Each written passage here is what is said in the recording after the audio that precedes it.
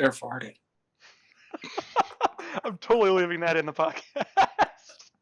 Well, that's one hell of a way to intro the episode. Ladies and gentlemen, welcome again to episode 5 of the KitCast podcast. It is January 23rd of 2021, the year of all things positive, good vibes only, no negative energy in the world whatsoever. Again, I'm your humble host for today, David Shadid. To my virtual left is Austin Swanson. Say hello, Austin. What up, people? To my virtual right is Dan McMurray. Say what up, D-Mac. What's going on? And then special guest for today, great friend of all of ours. I've been friends with Swanee since they were like 2. Friends with me and Dan since high school. Jake the Snake Hurst. Say what up. What's going on, fellas? We got a doozy for you, ladies and gentlemen, today. Again, like I said earlier, we are going to be...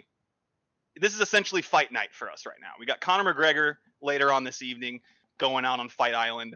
This is a virtual podcast throwdown we got going on. Talking about the Star Wars prequels a little bit later here, about halfway through the show. We'll cover some news for you guys. We'll give you the skinny on what's going on in the world pop culture.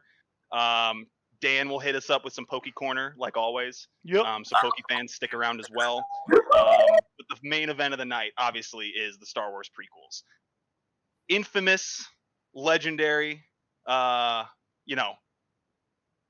just everyone knows about these movies. Everyone's got an opinion. We're going to highlight, I think, 3 or so unique opinions, probably 4 actually unique opinions about these prequels. And again, stick around. There's gonna be some carnage. Yeah, People stick are around probably gonna because cry. Dave's ass is grass. Scorched? We'll just Earth. see about that. We'll see about that. I have the high ground. I'm the host today, Oh. so I think Ooh. we That was got a it. good one. use You that gotta line. give it to him. That was a good one. It's gonna be a good episode. Please, again, stick around. We're gonna cover some stuff first, but then we'll kind of get into it and put the gloves on and kind of continue on with what we've got going on. So first of all, though, how is everyone doing today? Everyone feeling good? Feeling fantastic. Ready to put you in the ground, pal. Swanee's a little bit under the weather today, ladies and Yeah. gentlemen. So just beware if he, if I just destroy him in debate, a little bit of an asterisk on him. We'll give him a little bit of a. I could be feeling 20%. And I could Uh, still take you down, pal. Well, I'm looking forward to the fight. It's gonna be a respectable, hard fought match between all 4 of us today. Whoop your ass, pal. That's what's gonna happen. You will try. You will try. You will try. So many quotes again, today. Got a guest host or a guest star with us today, Jake Hurst. If you want to give him a little bit of a hello, give him a rundown of what's going on, and just say hi to everybody. This is to you, Okay. Jacob. Very cool. Very cool. Great intro. Jake, you're definitely on mute. Yeah, don't know Jake is if you can definitely tell. muted. He still Jake does doesn't know. Jake does not know what's going on right now. What? We'll call it technical difficulties. For the Yeah, we'll day. call it technical. We'll get him back in later. Jake, do you wanna pop in here and say hi? I think he's talking to someone. Oh, he's talking to somebody. He's Okay. doing a We'll double move on. podcast We'll right now. intro him later. Dan, how you doing today, dude? You know, Dave, I'm good. I got to rewatch maybe the best Star Wars trilogy this week. Heyo. And if not the best, then not the best trilogy, then easily the best Star Wars movie this week. I guess we'll find out later where it We'll lies. find out. But We'll get it to go. but I'm doing pretty good. Feeling good. Ready to go scorched earth on your ass. Yeah, you ready to pal. put That's the what's gonna gloves happen. on? Ready for a black eye or The two? gloves have been on, my guy. Oh, Gloves Take have been them on off. since like Don't look bare 2012. knuckle brawling in this. we'll lace them up. These gloves have been laced on for like 5 years. Before we get into it, before we get angry at each other, one of us is probably going to leave this call at some point. Let's cover some news. Dan, do you want to walk us through a couple of the top points here? I know you have some heavy opinions about these 2 things. So Yeah. The first the docket, Xbox Live Gold is officially announcing that they're doubling their price. Baloney. Yeah, I think it's ridiculous. For the longest time, Xbox Live Gold cost $60 a year for 12 months. And now they're announcing that 6 months of Xbox Live Gold costs $60. So they're literally doubling their price. Yeah, 120 And- bucks a year for Xbox Gold is a lot. That's I too much. mean, it seems like why? Why are that's I think a normal month of Xbox Live, if you buy it per month, is $10. So now a Mhm. month of Xbox Live costs $20. And And I I am don't really happy get about this. why they're doing it. I feel You're bad for happy Xbox. about this? I feel bad for Xbox people, and I am a PC player now, but now I can just brag about PlayStation being way better because it is. Wait, so to compare? Actually, I haven't had PSN in a minute. Yeah, What is a yearly membership to PSN? I think it's 60. 60. Yeah. I think it's 60 or 60. 70. It might be they might have increased it by $10, but it's not even close to 120. Doubling. That's insane. Doubling as- that's too big of a hike, I think. It's such a big jump. And as somebody who, I mean, I owned an Xbox and a PS4, Xbox One and a PS4 for the last 2 years, year and a half.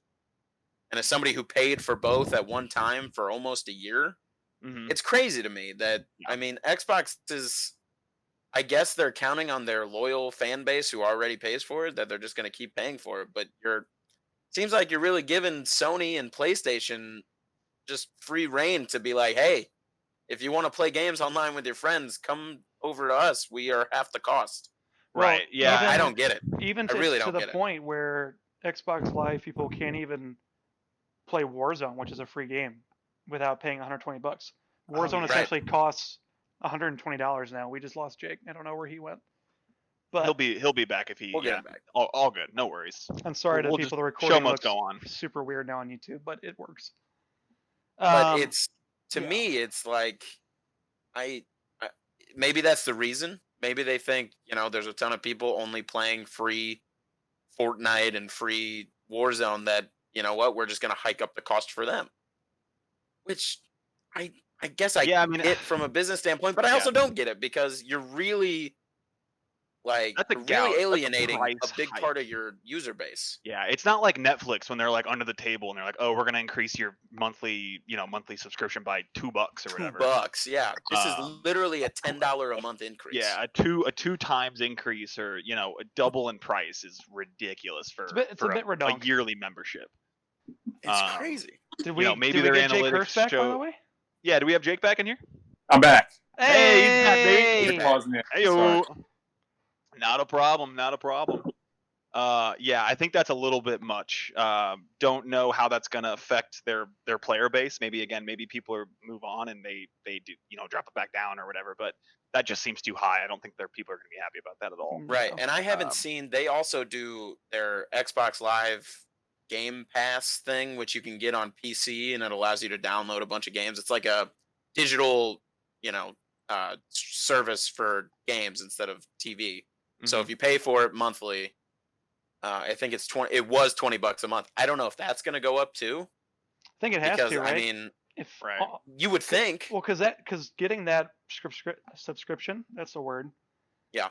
Allows you to have Xbox Live Gold, right? Right, You it get gives you you get games gold. and gold for $20 So, a but month. maybe the question, or maybe they're trying to push more people to buy Game Pass. I don't know. Maybe they'll keep Game Pass the same be. price, which would be, I mean, That seems like a lose-lose for them, though, because then you're giving them a ton of free games. right. I don't know. I don't know. I don't know what Microsoft and Xbox are doing. I think this is like stupid. I think That's it's an- just it's a stupid thing to do. Microsoft's pricing structure for everything has always been whack, though. Like buying Office 365 is a pain in the butt. Right. Like Well, and everything for the- about their payment structures never made sense to me, and like I don't know that this just seems like an oversight on their end, and I honestly think that they probably will eventually pull back on it because again, that's ridiculous. Like It's a lot of Yeah. money. I mean, for the Doubling longest your- time with so stupid. Xbox, you couldn't, if you had an Xbox Silver, which was basically you signed into Xbox Live but you didn't pay anything for it, you couldn't even watch Netflix or Hulu or use any of your streaming services. Those didn't used to be free. You used That to is have to pay stupid. for gold to use those. that is And they so finally dumb. made them Wild. free. But this just feels like another misstep. Like, what are you doing? They're already getting surrounded by the PC market, right? Are they not making enough money already? the Like, I don't. I don't know. Well, to me though, like the level of entry to console is what makes people want it. You know what I mean? Like you don't have to spend $1,000, $1,500 on a new computer. You don't have to buy you know what I mean? You don't have to buy a monitor. You can put it on your TV. You don't have to buy a mouse and keyboard and a headset. Like buying and building a computer is really expensive. Like it adds up over time. Like you have to buy so many different parts to that. Console, you're like, okay, I got a console. It comes with a controller. It comes with a headset. Even though it's not very good, it comes with an earbud or whatever. Like your level of entry is so low. For them to do this, to basically price hike their level of entry almost by even more is like that's just seems ridiculous because that's the whole selling point of a console is like I have $500, I can play a game. You know what I mean? Like that's it. Right. Now it's like now you have to pay $120 a year to maintain your subscription service to be able to do the things that you need to do, and you're just like that's just seems ridiculous. If this is a reoccurring trend, I am just more and more glad that I built this PC. Yeah, I mean, again, at least the PC gives you freedom to do what you want. So many more you're not tied options. into, like Don't it's have worth to pay for in some people's online. eyes, it's worth that. But you know, the console culture is like there because again, it's an affordable entryway into gaming. Right. And now that technology is increasing, they're getting closer to competing with like PCs and frame rates with graphics and all that stuff. So it's like keep your price down, make it more affordable and more attractive for a new user instead of them going to build a $1,000 PC, but that's $1,000 flat. They're done. They don't have subscription services that they have, are tied into.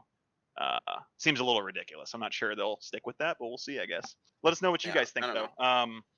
Again, is an extra $60 a year, worth it for Xbox? Because I know again, Xbox people are fanboys. They like it a lot. Is that price increase kind of a deterrent for you to stick with the platform, or is it just going to be like it is what it is now at this point? So I got to live with it. Interesting little issue there. Moving on. Again, we have a packed episode. We want to kind of keep this ball moving. Movie releases. Austin, Dan, do you guys want to chime in here and offer some updates on what's going on with kind of theatrical movie releases? Yeah. For blockbusters? I'll go in here. I was actually told this by Dan, but the new Bond, Uncharted movie, and the new Ghostbusters movie have all been delayed due to the pandemic. So we got in here. Bond is releasing on October 8th now. Ghostbusters on November 11th, and Uncharted February 11th. So unfortunate, yeah, but again, I think we still get theatrical releases though. Yeah. You know what I mean? I love going to the theater. Oh, it's my favorite pastime. I'm with the Nolans of the world that believe that's still a valuable piece of the market. I love going to the movie theater. I love paying $40. There's just something about the experience of going to a movie that is just so satisfying. And it's I haven't even seen any of the Warner Brothers movies that have gone on HBO Max. I haven't wanted to because again, like I want to go watch Wonder Woman in a theater. You know what I mean? Like that's a movie that I want to go see on a big screen. Well, I even have a home theater here, but it's just not the same as going to a movie theater. Yeah, it's interesting. I think the pushing is great because again, I don't think the world is ready for in-person movie theater experiences. I don't think the public health and safety is there yet in most parts of the world, especially in Los Angeles where I'm living. So I think it makes sense to push it, and I'm actually kind of happy that they are delaying the theatrical releases still, and they're trying to get them in theaters because you can play the money in the numbers all you want, but again, I'm a theater guy and I love going to see blockbusters in theater. Jake, what do you think? What's your thoughts on this? Yeah, I love going to theater. I was actually going to ask you guys a question. What is your favorite theater experience? Do you like being the only person there, middle of the week, random movie, or would you rather be at a huge premiere with an audience reaction to things? I think it depends. For me, it depends on the type of movie I'm going to. Like the Marvel movies, the Star Wars movies, I love a crowd because like hearing the crowd cheer. Like the one I remember the most is I was with Dave, and when Cap got Mjolnir, the crowd went nuts. I was like, yes, I'm in. That was sick. But if it's just like a, I don't know, a kind of different, like Blade Runner 2049, I can have a movie theater to myself for that kind of movie. Yeah, so for good. sure. The fan favorites for sure. I like with a crowd. I do remember one time though, I went to go see one of the last Harry Potter films in theaters on opening night, and for some reason Harry Potter fans like thought thought Hagrid was the funniest character ever. And like when he made his like again he has his little quick one-liners, and like the entire crowd like erupted in laughter every single time he opened his mouth. And I was personally like, I don't want that right now. Like that is not like that. It's just too corny. Everyone's laughing like it's like a laugh track on a sitcom, and you're just like, okay, like that's a little overkill. But for like the big moments of big blockbuster movies, it's like it's just not the same if you're watching it alone. You know what I mean? Yeah, I definitely agree to an extent. And I think the certain type of movie kind of has an effect on that too. Right. For me, I don't think I ever want to go watch a horror movie in the theater again because I've had a couple bad experiences. In a horror movie, you almost have to get into it to really get the effect of it. And both times I've seen a horror movie in theaters, I've had people around me giggling and laughing. It just takes me out of it. Yeah, I can't get into it. And I kind of disagree. I had one of the best horror film experiences of my entire life going to see it in the theater. Okay. So I went to a little like a less quality movie theater. Again, like everything's super cheap. It's like it's my favorite theater to go to, again, just because like you can get a popcorn for $2. Tickets are like $8. Oh yeah, in Peoria. Yeah. I know. Shout out to Landmark Theater. Yeah. In Peoria, Illinois. I love that place theater. so much. It is literally my favorite place to go watch a film. And That's my I went to go see. To watch a film by myself. Oh yeah, it's a great spot. And they used to sell beer there. I don't know if they do anymore, but used to be able to buy a beer there, which was awesome because that's not really that common in at least where we came from our hometown. So, but anyway, I was watching it in the theaters, and if anyone doesn't know, like one of the things of it, like the clown itself is like a red balloon floats around the characters in the movie sometimes, and it's really suspenseful. And one time I went to go see it with some friends, and somebody had a remote control the red balloon in the theater, and they let it loose in the theater. So like during the movie when all this like suspense is happening, like I'm literally like watching the movie like in, again, I think that first movie is great. And a red balloon, I had an empty seat next to me. A red balloon floats behind my head and sits itself in the seat next to me.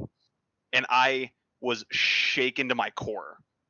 And then it floats away. Like someone was recording or like remote controlling it from the back of the theater. And it picks up and floats away and floats to somebody else's seat. And people literally got up and left, if I remember correctly. Jeez. People were like not having it.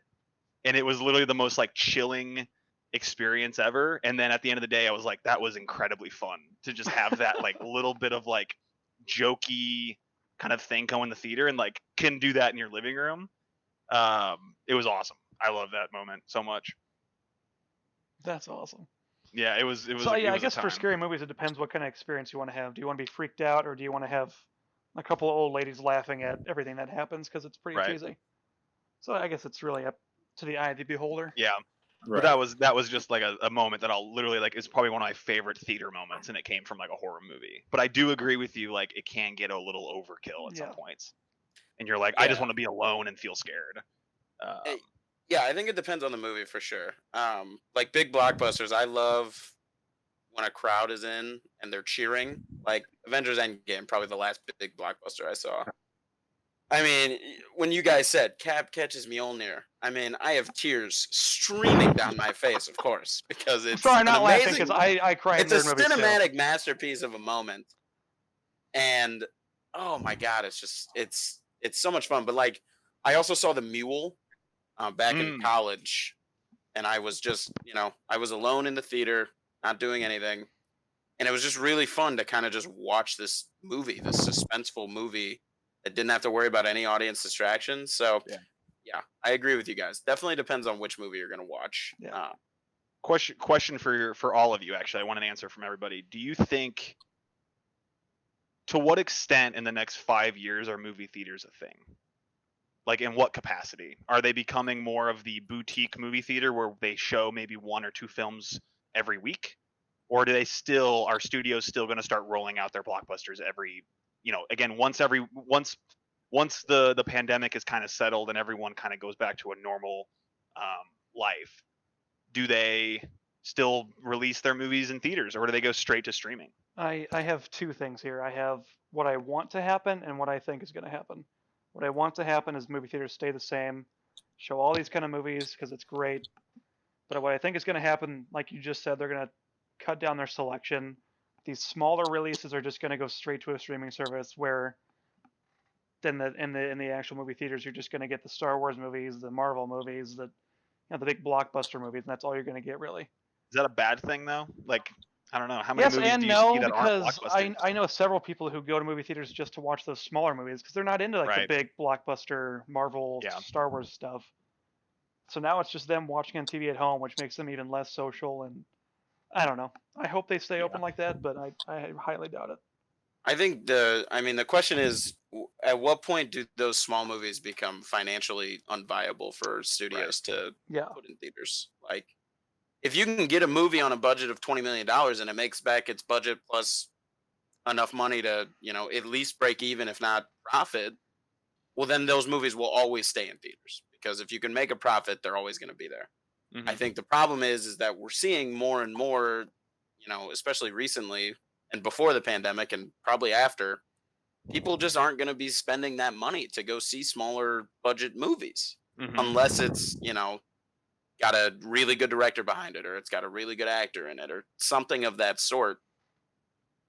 And it's similar to what's been happening with video games. It's that the really small movies get released or the really big movies get released, and there's not a lot of middle ground. Mhm. Like AAA, it's the same thing with video games. AAA games are all over the place, and then the indie games are all over the place. But you're not seeing that middle ground of like second tier studios with mid tier budgets releasing stuff, because those they're not financially viable anymore. I think the And I biggest think one to same do thing. that mid tier, just to harp on what you're saying, was Squadrons. I think that's like the last second tier game we've seen really popular release. But Is besides that not technically AAA? It's from a it big is, brand. but the AAA, budget is technically. way smaller Right. than Yeah, an it was actual game. definitely for sure. So We gotta play that sometime again. I play it all the time with Alex. I have you not don't played invite it me to play. once. Not played it. Haven't I bought played it. it. I played it opening night. know I if I'm got it, gonna. and then I stopped because I was like, I don't like playing it on mouse and keyboard. And then you were It like, is- oh, just it's- plug in a controller, and I was like, oh shit, I can do that. Way better with controller. It's like I forgot you could do that. Oh But yeah. yeah, it'll It's be gonna interesting to an see interesting time. Yeah, post-pandemic what happens with movie theaters. for sure. Because even before the pandemic, people were saying, movie theaters they're They dying. were struggling they're on the before. decline. Right. I mean, How now much? they're How much definitely influence? dying. How much influence do directors have on that? Because Christopher Nolan is probably going to end his career with releasing his movies in theaters if he has the choice or has the ability to make it happen. But he's one out of 5 directors that are still really pushing hard for theater releases, or maybe one of the only ones in the forefront that's like has that influence. But I don't know. I just like how many directors really care, and how many have the clout to kind of back that up, to where a studio, again, like Christopher Nolan, is threatening to not make his films with Warner Brothers anymore. And like he's their cash cow, you know what I mean? Like Warner Brothers makes a fortune off of his movies. So it's like, where's that line? Where does Warner Brothers decide, you know what, we should start doing this again in theaters because we want his movies that make billions of dollars at the box office? Yeah, I It's mean, but interesting. he only releases one movie every 3 years. Right, No? exactly. But he, again, the last 10 or whatever years, he's, I think he's racked in probably over $1 billion+ of box office revenue for Warner Brothers, and you're just like, God. damn, like that dude makes man hits. slaps. You know what I mean? I mean, what, it's like him and Tarantino and probably some other older directors, but Even Tarantino's partnering with Netflix though. Like he's doing stuff for Netflix, I believe. So it's like, again, I think Nolan is a unicorn, and he's one of maybe a couple, and I don't think that status is gonna last super long. right. And Well, I mean, eventually even everyone now, will just- Tenet, his most recent movie, I haven't personally seen it because it was I haven't available in either. theaters, but yeah. people were very mixed on that film when it came out. Right, but I think if they released And it it in didn't make a ton of money. in a normal setting, if they released it without a pandemic, I think that would have racked in even. Oh, God, it yeah. would have been fine. It would have been Right. financially a hit, even without the critical acclaim of it being less than Inception and less than Dunkirk or whatever. It still would have racked. I in, went to yeah. it opening weekend in Chicago in a huge theater, and I was one of 12 people there. Yeah, I mean, I don't feel comfortable going in one right now personally. Like I don't. It was at I the don't beginning, and feel- I was like, nah. Yeah. Go, No, and Matt. that's again like it health. Obviously the city deemed it healthy enough to do, and you Yeah, and you have to wear a mask in there at all times, and you sit so far apart. But there was yeah, no it's one just- in there. I feel bad because I love the theaters. You know what I mean? Oh, so great. I Part think of me it's thought it's a that treasure. part of me thought during this pandemic, drive-in type theaters might kind of boom Yeah, up again. I They thought did in would LA. too. Did they? Did they? Peoria Oh has yeah, one there were doing tons some opening up in stuff. LA that were Yeah. making a lot of money. I Maybe think, that's from the what I new read. wave. Because I mean, How does it Yeah. work? Do they give you something to like kind of tune into on your car, listen to it through that, or do you have to roll your windows down?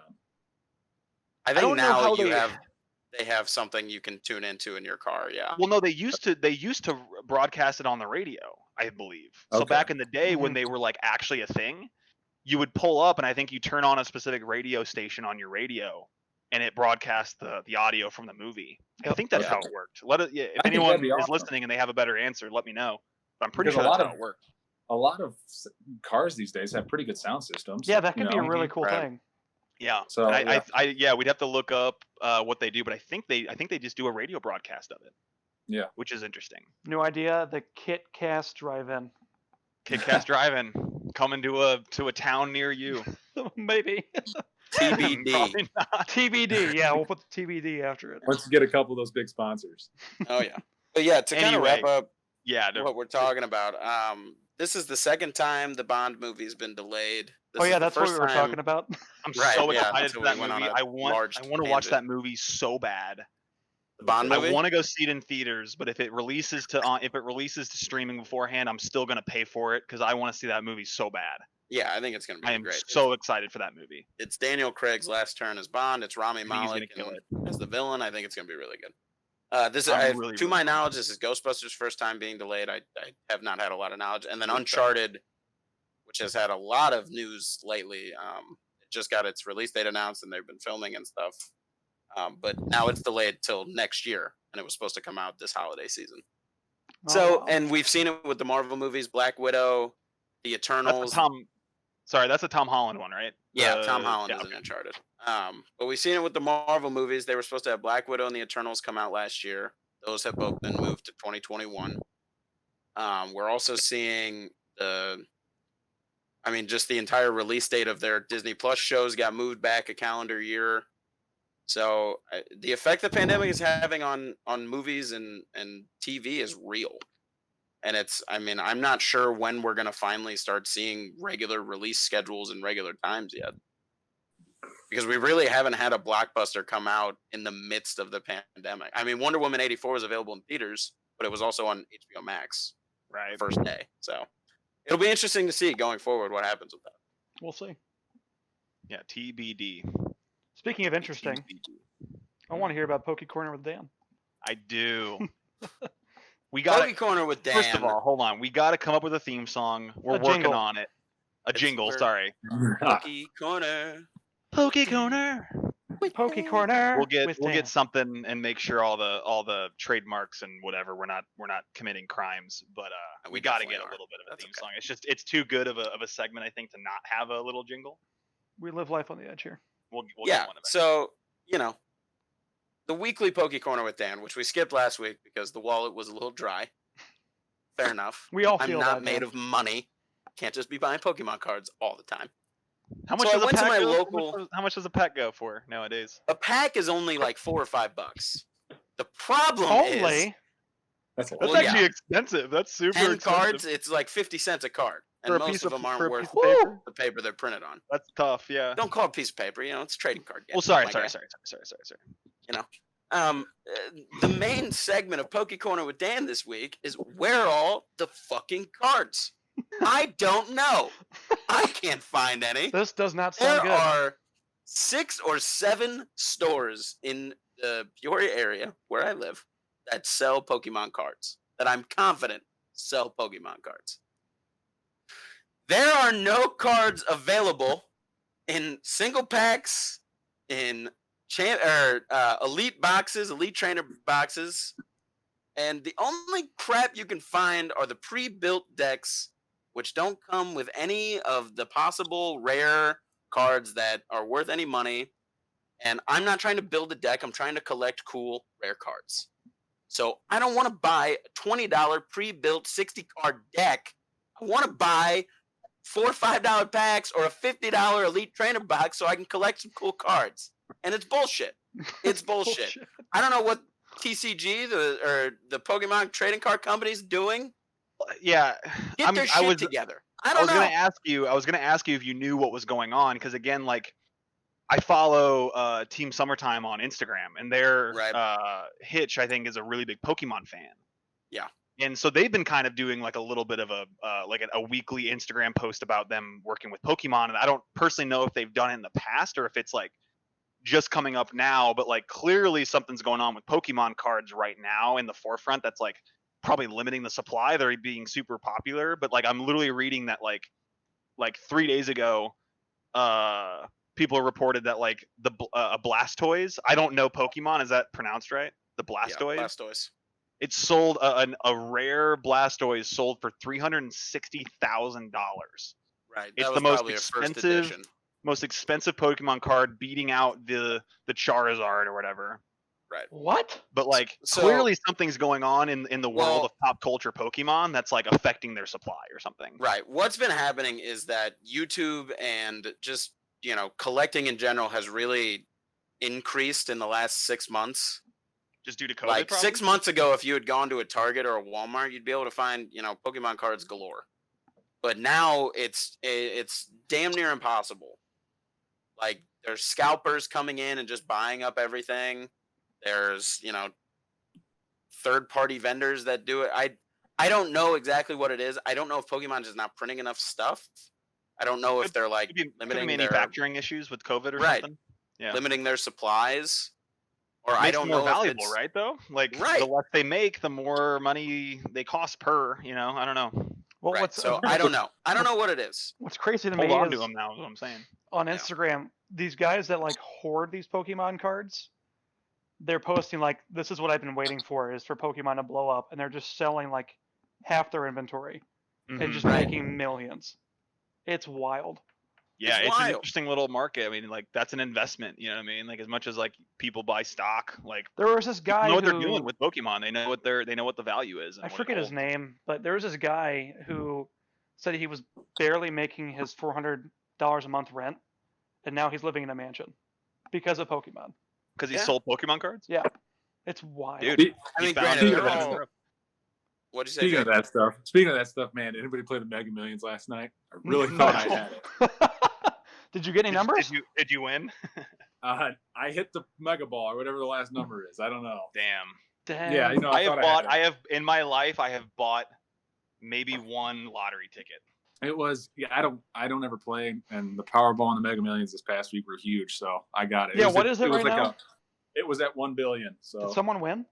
Somebody in Maryland won. Some asshole in Michigan won the Mega Millions. Some a-hole, dude. What the heck?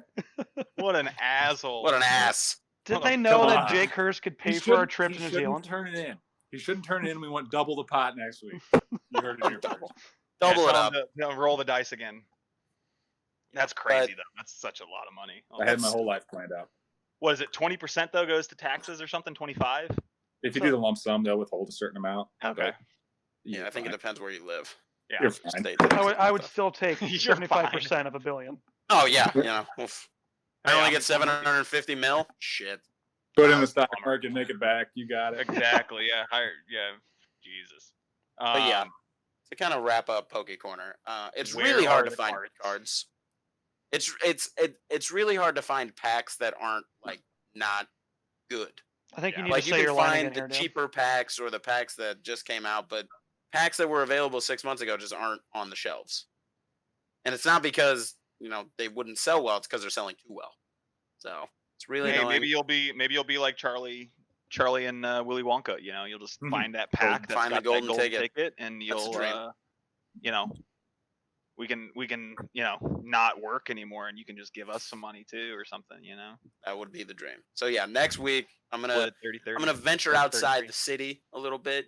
Go to some lesser known locations, aka some of the suburbs around our city. Dan's gonna run a black market Pokemon in Peoria. That's the dream, Hey, Dan, that's a fun Charizard VMAX for you. Dan, do people use these cards in some sort of a battle? Can you explain that? So there is an actual game, Okay. Dueling. like kind of like any trading Yu-Gi-Oh? card game, Magic, Yeah. Yu-Gi-Oh, and they have an Yeah. online version too, so you can each pack comes with a little code card, and you type in the code, and then all the cards that you pulled from that pack are added to your deck. But it seems like not anybody is actually playing it. The popularity, it's just collecting. Okay. You know? So I don't know. I'm getting very upset. It's very hard. You don't do neighborhood street duels or whatever anymore with the kids. Not with the COVID, Dave. Pull Yeah, out jeez, the Dave. what was it? Was it Yu-Gi-Oh or Pokemon or both? It was that had the Yu-Gi-Oh, arm- and you had the arm thing? little The dueling little disc, bro. dueling Yeah. thing. Yeah, that thing was awesome. Jake, say the I line. never Jake, say the line. What line? Heart The heart of the card. There. heart of the cards. If you pulled out one of the dueling, whatever they're called, in your neighborhood, you were immediately like Blue the Eyes coolest White kid. Dragon? It was a dual disc. A dual Oh, disc, the dual disc. Yeah. Oh, if you had a Blue Eyes White Dragon, you were getting all the ladies in the streets. Oh yeah. Like that was All the the stuff. imaginary one. Tell me when Bakugan's back in the prime light or the prime time, and then we can talk. Bakugan. I Shut never your mouth. Bakugan? I never dealt with Yu-Gi-Oh or Pokemon. I think was a the big- only thing I ever collected was maybe Bakugan for like a month or something, and then I moved on. But I was hot and Bakugan heavy in the was pretty Beyblade sick, though. market there for a while. oh the yeah. Blades. Beyblade. Let it too. rip. Let it rip. I had Wait, one is of that what I'm those. thinking of? I don't remember now, actually. I don't know. And then there was a Digimon phase too. Digimon I was hosted pretty cool. Beyblade tournaments at my house some days. I would have Saturday morning things, or like Oh my my friends God. would come over and we would have the arena. We'd all fucking Beyblade out for a minute. It was sick. Beyblade My out God. for a minute. It was cool, dude. Oh, Let It was God. cool.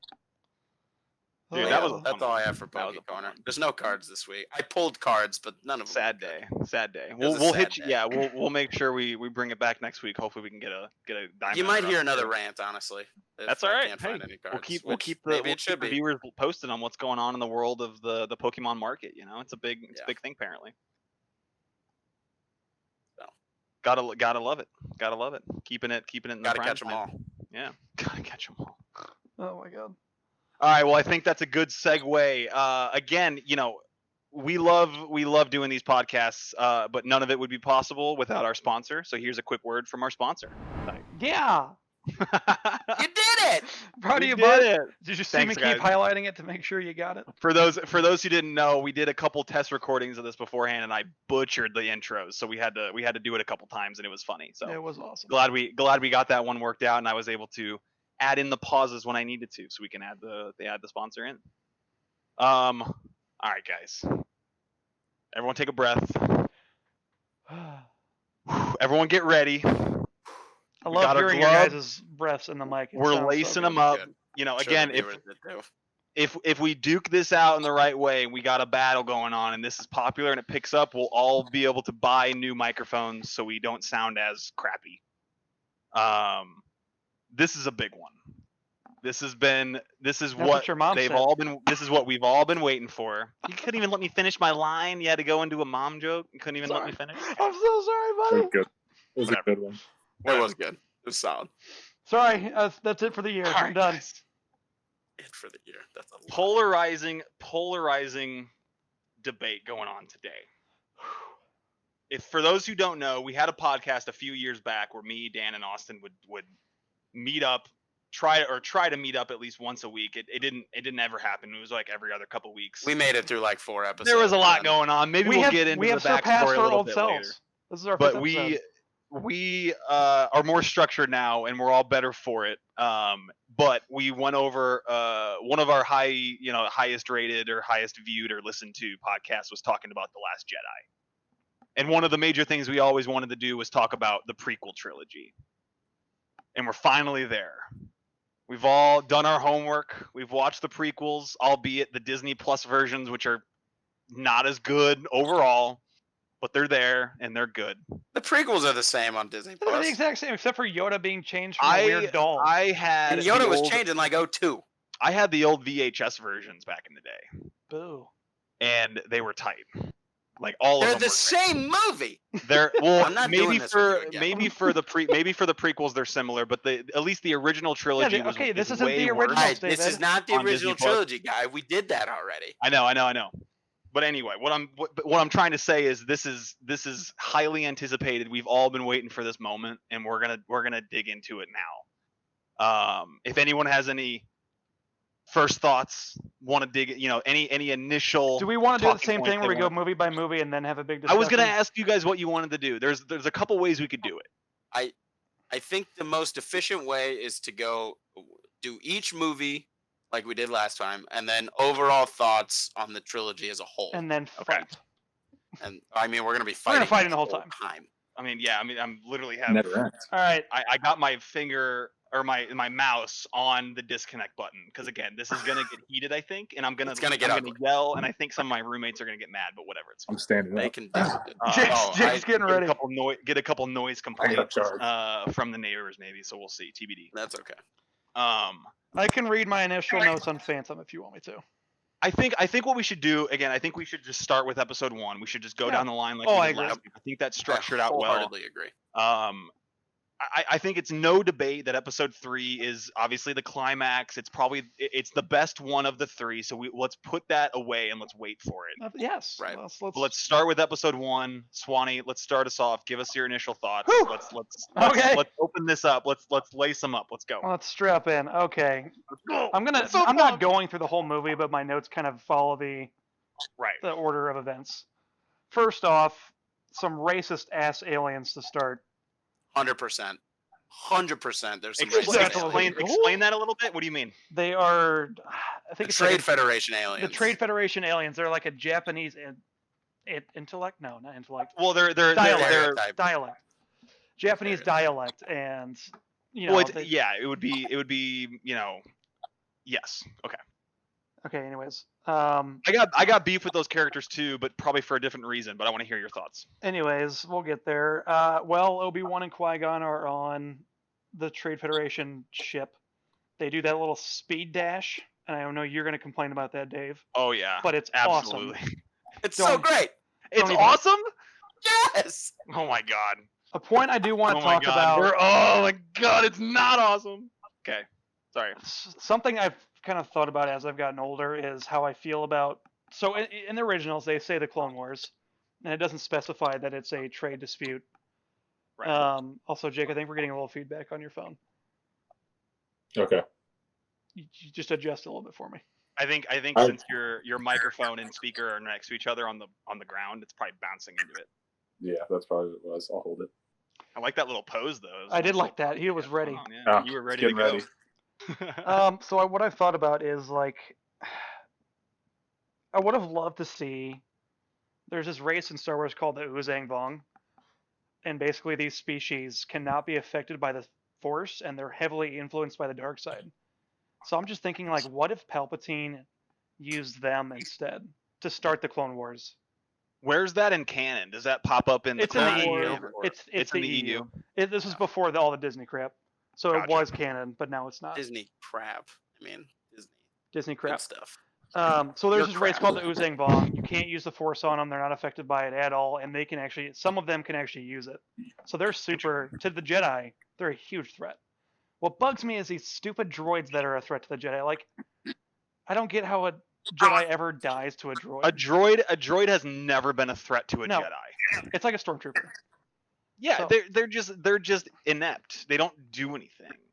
So I would. It's just a Yeah, minor I note. I agree. would have loved to It's see like a around. Oozang Vong or something. Natalie Portman's acting hurts my soul. I have that as a note. What Man. happened? Like, Dude, okay. she is a good actress by all accounts. I want to give my initial thoughts of these movies. Okay. And again, this is overarching. We can kind of get into the nitty-gritty in a sec, but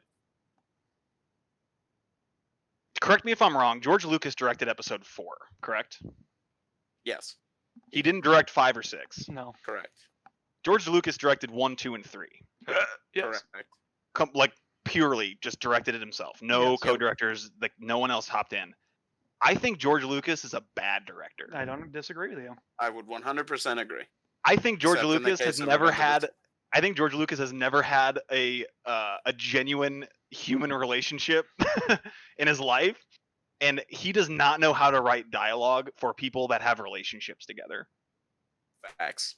I believe, in my opinion, is again, I don't think Hanson and Natalie Portman, or even in 1 and 2, again, this is probably not what you guys are ready to hear, but I don't think Ewan McGregor, Hayden Christensen, or Natalie Portman are bad actors in these movies.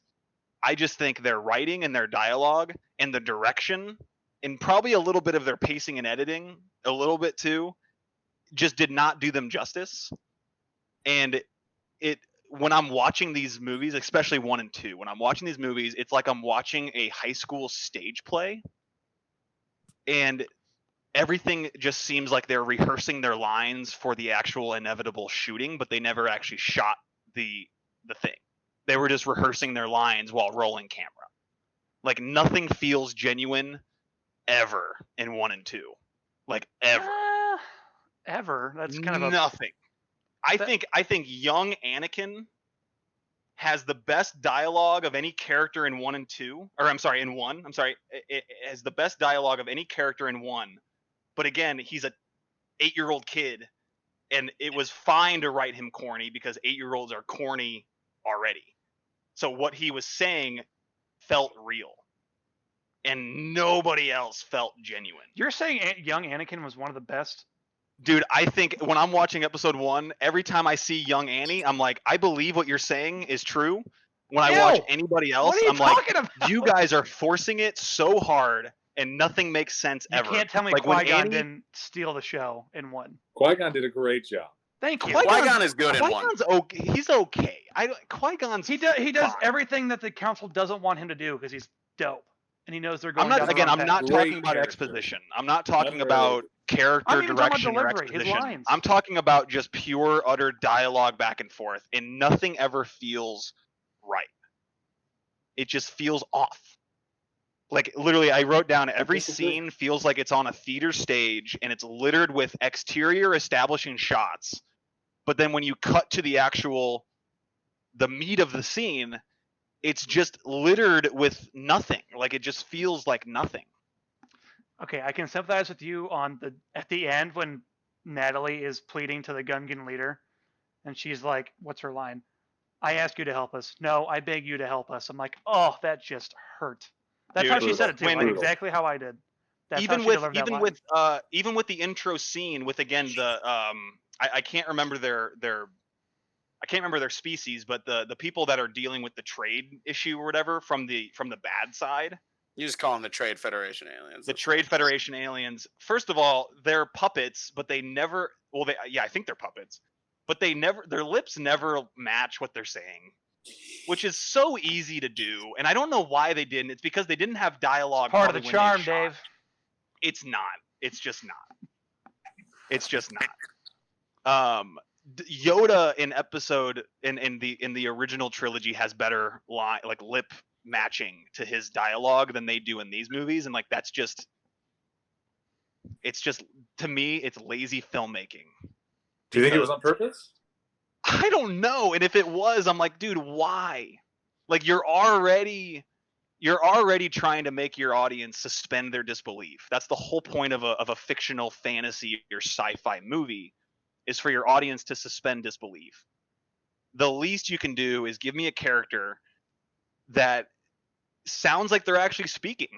And even when the original trilogy, they did a lot of dubbing over, and like you can just tell, and it's like watching the last season of Arrested Development, and you're just like, nothing of what you guys are saying was ever taped. You guys just dubbing over your dialogue, and it's just like, it takes me out of the movie.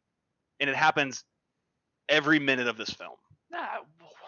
Every single minute. No, all right, no, you're just pulling every strands. scene. No, dude, every scene has lip dubbing. I think the only true bad acting to me in this movie is Natalie Portman and the kid that plays Anakin. That's really the only That's what I think. They're the two worst for sure. I'm probably in the minority. I think the kid that plays Anakin in Phantom Menace is like totally fine. I think the only good part he's he has great is in Jingle All the Way. Not in this movie. I think his you know what? I won't even say pure. he's not great. He's fine in this movie. The only He's part fine. Everything else is bad. Like everything. You've got one of the cooler villain characters in all of Star Wars. Maul, dude. Oh, Maul well, is sick. now- Maul's beast. I mean, we need to get into that though. Darth Maul lasts all of one movie. That was a mistake. I agree. He should have. That's a mistake. Should have That's never been. one of the worst things about this movie. Should have never been. I love Christopher Lee. That's his name, right? Mhm. I love him, but Yeah. man, it should have been Maul in the second movie and not him. Absolutely, for I sure. agree. And they give him more dialogue. Darth Maul was sick. Darth Maul's dope. And They the could have Clone made Wars- that guy so tight, and they were like, "Oh, and- we'll make Dooku cooler," and you're just like, "Why?" No. Darth Maul's Why so though? cool. I mean, thank God for Like- the Clone Wars, and we're gonna say that a lot throughout this trilogy talk. Is that the Clone Wars really saved these films at the end of the day? At least the first two, Yeah. because they give you, maybe not even at least the first two, but just overall. And Dave, you haven't watched the Clone Wars, I have not actually. No. so that's probably why you have Is less it of is an it bad for appreciation. me to say that I had less bad things to say about Attack of the Clones than I did about Phantom Menace? I It's think so odd. because Attack of the Clones is significantly worse, and we'll get there. Is it? We'll though? get there. Like, is it? Yes, it is though. I think Like, Clone I Wars kinda- is probably really, you higher know- than lower. I kind of think Attack of the Clones Hold is on. way better than Phantom Menace. Let's talk about some good things in the Phantom Menace, since all we've done is pooped. Okay, Pod let me racing? try to find one. Some of the greatest quotes in Star Wars. That. Pod racing is great. Pod that- racing is great. Sound design's great in those. Sound The- design's the great. They music, use sound design's great. practical effects in this movie, and when they do, they're really good. And when they don't, they're really bad. Naboo Right, Starfighters CGI are is bad. sick. Like, it doesn't make sense to me. Again, so let me. Industrial Light and Magic again has it been at the forefront of visual effects for the entire duration of them being a company Talking about since the ILM? beginning of Star Wars. ILM, yeah, ILM, yeah. they worked on 1, 2, and 3. And They did. episode 1 came out in 2099. I think it was 99. 1999. So 1999. There's been other movies before this that their CGI looks so much better because they basically attempt to hide everything. Like Jurassic Park looks so good. Even the CGI in Jurassic Park looks so good because again, they lit it dark, they added rain, they put the dinosaur kind of in the background to blend in with the environment. There's when not I'm as watching- near as much CGI in that movie though. dude. Right, but when I'm watching Phantom Menace, everything is saturated. Like everything is brought out to you. And I don't know if it was because they wanted the world to look more polished than the original trilogy because again, it's I like think they did. Oh, That was absolutely. intentional. but like they don't do anything to hide the characters. Like put Jar Jar Binks in dark environments, hide him, put him in a like if they're doing interior shoots, put him in like a darkly lit area like they do with other movies. Hide him in the add some fog, like do something to make me believe that character is actually in the environment that they're in. And it just never works that way. And like literally the entire movie, and like I try to not be a stickler with this, but it just like it feels like I'm not watching anything real. But if I watch episode 5 and 6 and I see I see Puppet Yoda, I have no issue believing that Puppet Yoda is a real character in that film. And like I watch Jar Jar and I watch Watto, and I'm like, I just don't believe that you're there. You know what I mean? Like I just don't feel like you're a real thing. And it just like pisses me off every time I just because he basically just doubles down on all the CGI in these movies. He's like, we have budgets, we're gonna go all out, but it's like I'd rather watch Gollum in Lord of the Rings every minute of the day, and that Well- guy even today feels like a real character. I will say that Dave, you have always been a realist, always. So I think I like things that feel grounded. I like it is movies that harder are for grounded. you to suspend your belief than it is for me, Dan, and Jake probably. Probably. And it's but once you're getting past that and just kind of enjoying what's happening on screen. you then can't. it doesn't- I can't. I literally can't. I know you physically can't because you're such a realist. That's what I'm saying. Sounds like a personal problem. It's Beautiful. I'm the said. audience. You know what I mean? I'm the viewer. They got to make me happy. I don't make them happy. That's fine, but you're wrong. It's just like, bro, like it's just like 3 out of 4 ain't bad. hey, I'm always going to be in the minority with y'all. I don't disagree that for a minute. But man, oh man, it just looks lazy sometimes. Well, and I don't know. It just looks like they just didn't try. Like you can tell Lord of the Rings, they had such an attention to detail that like even when something's awry, you're like, damn, they tried super hard to make that look real. But that's different. I mean, that's coming off of an author that was as attention to detail as any author who's ever lived in the history of the world. You know, so And it's then you almost got George easier to have Lucas, that. who's George Lucas. I don't know, dude. It just feels like either they rushed or they wanted things to look way more polished. Again, like, and that's its own vibe, and I get it. I think they also just But, spent like, more time on other scenes, like the pod racing, the probably, final, and that's probably. the final droid ship blowing up. They spent a lot of But time man, on oh that. man, it just like Right. it just draws me out sometimes and when it's this shit it's kind happens. of that thing where it's, you know, it's not written by an author. George Lucas isn't an author, you know, like George R.R. Martin and Tolkien and those guys. They build these worlds, and honestly, George Lucas is a guy who thought samurais were cool, so he made them into Star Wars. Yeah. You know, like he's not a. I don't know if he's a great. They are cool, storyteller though, as like, much as he again, has like- great imagination. Yeah. I don't know. What's the species of Jar Jar? I can't remember the species name. Gungan. Gungan. Thank you. I And will say- the Gungan leader is like, first of all, their little thing is stupid. Oh, it's so dumb. I hate that so much. But man, oh man, they give those characters so much screen time, and I'm just like, you gotta just darken your scene or add some smoke, like put them in the world. They just like it literally looks like I'm watching like a real environment, and then they like slap something on top of it, and you're like, that's not how that works. You gotta blend, you know what I mean? You just gotta bring things together, and it just like never feels that way, and it just like it drives me crazy because again, like other movies were doing this at the same time, like Harry Potter, even the first Harry Potter looks pretty amazing still. Gollum looks incredible. The creatures in Lord of the Rings were amazing, but again, they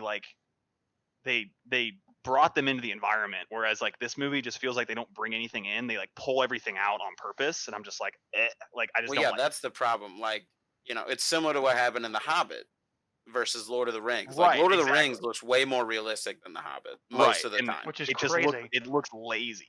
Like, Right, it just and it's looks because lazy. instead of blending, you know, CGI with practical effects as the norm, the Phantom Menace and Attack of the Clones, I think Revenge of the Sith does a much better job, but Attack of the Clones and Phantom Menace, they don't. They just right. CGI. And This well, looks let me be frank. Like I I watched 2 and 3 last night back to back. I just like went right and through. Yeah.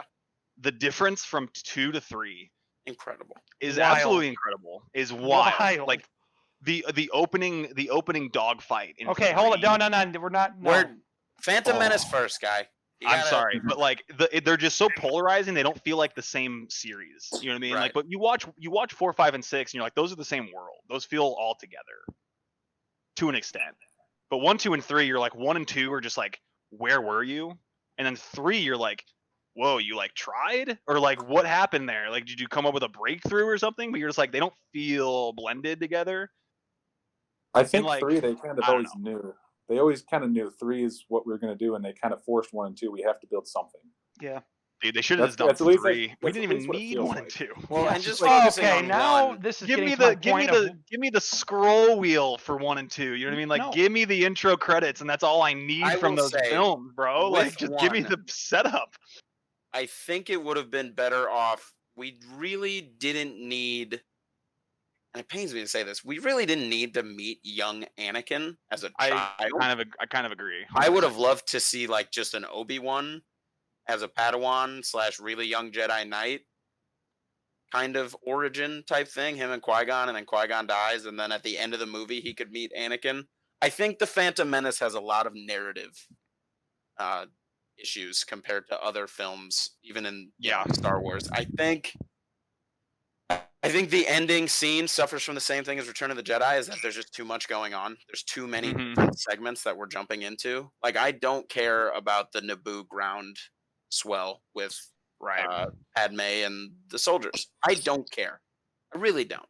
I want to see Darth Maul fighting Qui-Gon, and I want to see ship battles with Anakin, because that's actually a pretty cool part of it. So there's that.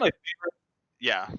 And then, you know, I think Darth Maul is just not a fleshed out enough character. Not at And he all. doesn't get enough screen time. And, you know, Yeah. it would have been fine if he had survived and gotten fleshed out in the next movie. It's just, And, you know, now that Clone Wars has retconned his death, and gave him actual character development, it's fine, but it still doesn't excuse what Phantom Menace did. No, because I don't know. He embodies the dark side so much more than Dooku ever could as a character. Right. And Yeah. there's a lot of potential lost there. It's just frustrating. Yeah. I'll explain when we get to 2 why they use Dooku lore-wise, but for now, I agree Darth Maul is way better. And I just think that, the plot itself is so convoluted and confusing. I was literally going to bring that up. Yeah. If you have something to say about it, go ahead. But I have a question that I want to ask you guys because I know you guys know it better than I do. I just want to, I want to say one thing. It's like, sure. It's so hard to figure out. It's not hard to figure out, but it's hard to figure out why he decided to use trade disputes as the main plot of a Star Wars movie. He really dealt into the politics of this. The prequels really go at the current state of politics, Which I guess is makes fine, sense. I don't It know. makes sense from a setup standpoint to where like, you have this democracy in the galaxy that's going on, which is great. But obviously someone's trying to like, it's almost like a Hitler character, right? Where you like right? infiltrate the democracy, make yourself the dictator and never give up that power. And then it makes sense, obviously, when at the end of 3, everything kind of comes crashing down and then you're left with 4, 5, and 6. That's almost like the galaxy's just in turmoil in terms of its, political structure. So that always made sense to me. And I always kind of liked that of the prequels. I kind of like the downfall of democracy followed by a dictatorship of the galaxy. That kind of makes sense. Yeah, it's really cool. But yeah, I think there was just better ways to kind of do it. And like literally the entire first 2 movies are literally about a trade dispute. And you're like, Right. really? Like, I guess so. Well, You Jake, know, what I were you kind of gonna buy say? it. I don't know. Jake, what were you going to say? No, I was going to say I almost feel like it was, it kind of drags on, it seems, but it was almost necessary. They had to build it up, and it's one of those things that Dan just said earlier is why it seemed like there's so much narrative going on because they have to explain Anakin's backstory, Obi-Wan's, Padme's, the trade dispute. They almost tried to take on more than they could handle in film. What they also wanted to do is, of course, the prequels are what I like to call the tragedy of Anakin Skywalker. So they need to set that up as early as possible with him losing his mother, having to move away from her at a very early age, at his developmental age, and then eventually losing her. And it has to set up all these things. So that's why I get using a young kid, but I don't think they needed to use him as long as they did. Right. Or he could have been like 14. Like he didn't Well, need to be 8. They want him young because you're separated from your mother at 8 years old. Like, that's crazy. Yeah, but he could have been. There's different ways they could have done it to where he was separated, and like do like some flashbacks or something. I don't know. I like Shmi Skywalker. I think she's one of the better characters in the first 2 movies, actually. Mm-hmm. Her death is tragic, man. Oof, that hurt. We'll get there. It hurt hard. Spoilers, Dave. But Come on. I just think narratively there were different parts of this time period to explore with the first film. You didn't need to make it, Anakin being discovered. That didn't need to be a major plot of the movie. That could have been a little tie-in at the end, and then it would have ran right into Attack of the Clones perfectly. But his M count was so high, bro. All right, midichlorians. Are we doing this? Are we doing this? The offense of midichlorians. I get why he put it in. I think it's awesome. I don't think it's awesome. I don't think think it's not it is. awesome. I don't think mind it's he does it to give kids kind of a way to understand, Yeah. a number.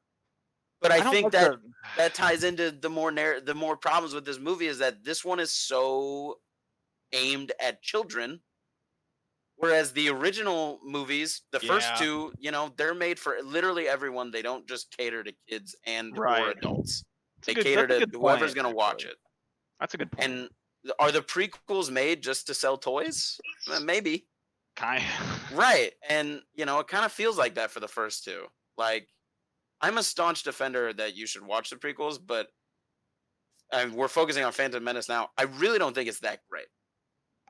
I think it's got a lot of issues. It's and I think the main one is that, it's just not great. The main one is that they tried to make it a kids movie, and then you can't really do a kids movie in Star Wars and have it be a Star Wars movie. Right. It felt like I'm watching. Deal with these bigger themes. Yeah, it just everything about it, like the style and the tone, like felt like I was watching Spy Kids. Right. And like you can feel even that. watch Spy Kids now, but still appreciate it. And like I know you guys watch these and still appreciate it. But again, I like do, yeah. I was a Spy Kids like fanatic when I was a kid. I Homer. loved it. But like this tries to do that tone, but just doesn't do it well, in my opinion. Obviously, it's like it's that same style, you know, like the thumbs, like that literally looks like it's in the world of Star Wars, or like the thumbs have like the same style CGI. as like every Yeah. CG character in here, and I'm like, yeah, thumbs are great, but it is a kids movie. But like you're tackling like democracy and like dictatorships in this movie. Like this is an adult film, or should be, and like they just don't execute that in the same way that like 4, 5, and 6 did. Because like again, I have Or 6-year-old twin or 3. Like I have 6-year-old twin brothers that love watching 4, 5, and 6. And again, they were born in like 2014, and like those movies still hold up. But like I'm watching these, and I'm like, boo! Like treat your audience with more respect, bro. Like so many people love your movies. Like curate them to everybody, not just to like a 6-year-old.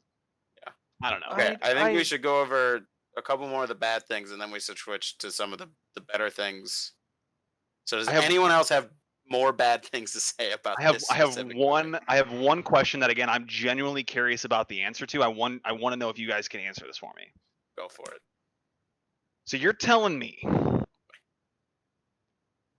they land on Tatooine. They have a broken again. They escape Naboo in a frenzy. They're like, we got to get out. Let's get on a ship and go because we're gonna get murdered. Fine. Right. They go to Tatooine. They have ship damage. They need to fix their ship.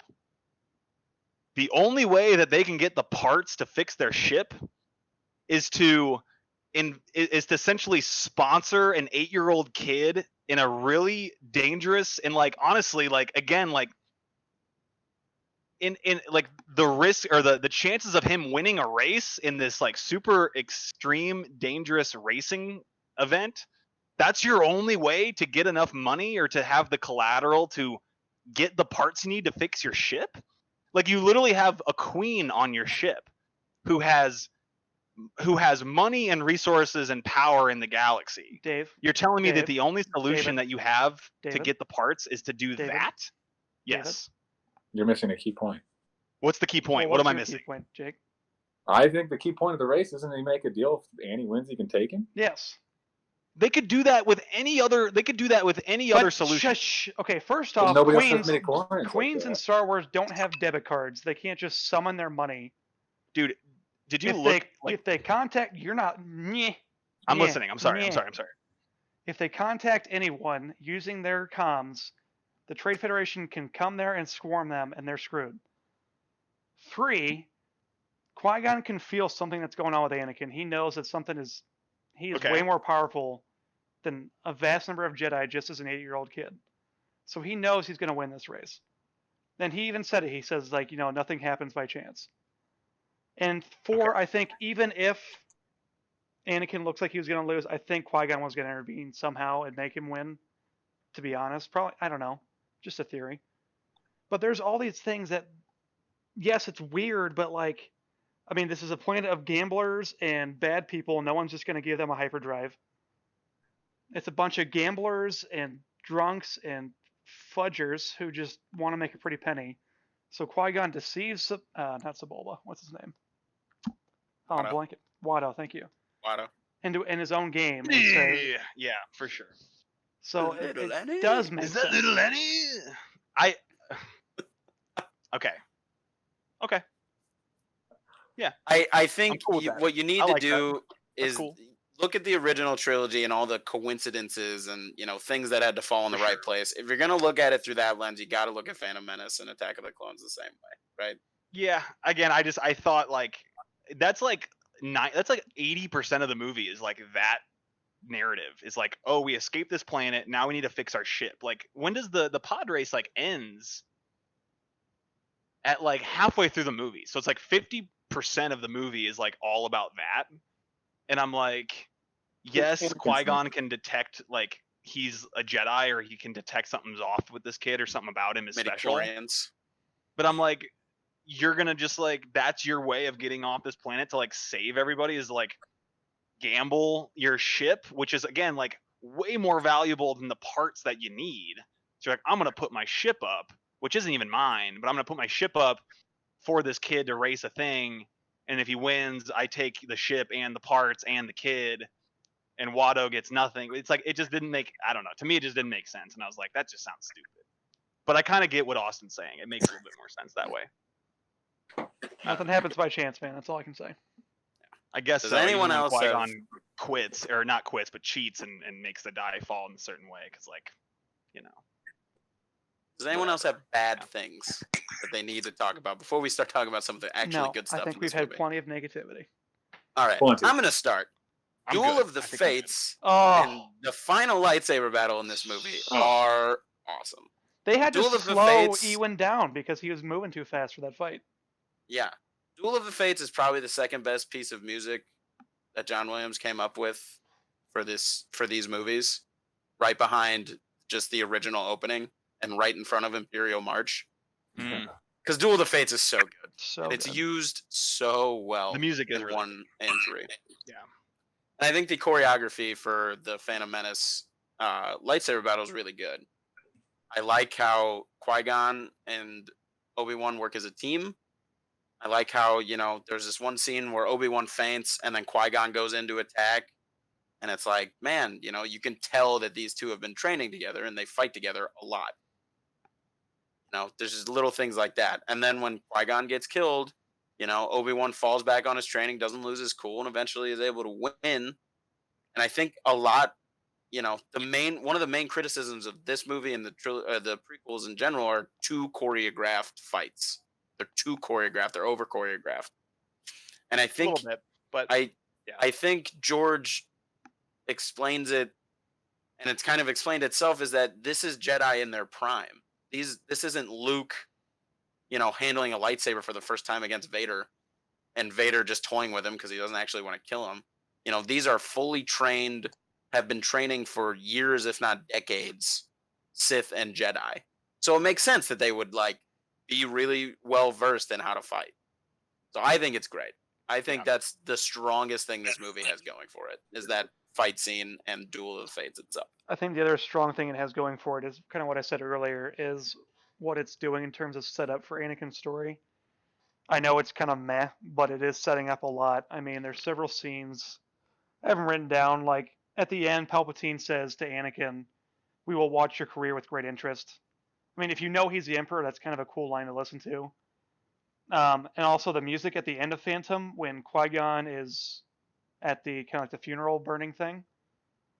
It is the exact same music that is playing while Anakin is deciding to turn to the dark side. Really cool thing. And then there's another one it's like during that same scene, Yoda says the line, "There are always two Sith, a master and an apprentice." And then we see a shot of young Anakin and a shot of Palpatine. So I think that stuff's really cool of what it is setting up for the future. But I will agree, it does miss on quite a bit otherwise. A lot of this movie misses the mark. The two identity, like The Sith rule of 2. no, not that. Sorry, in terms of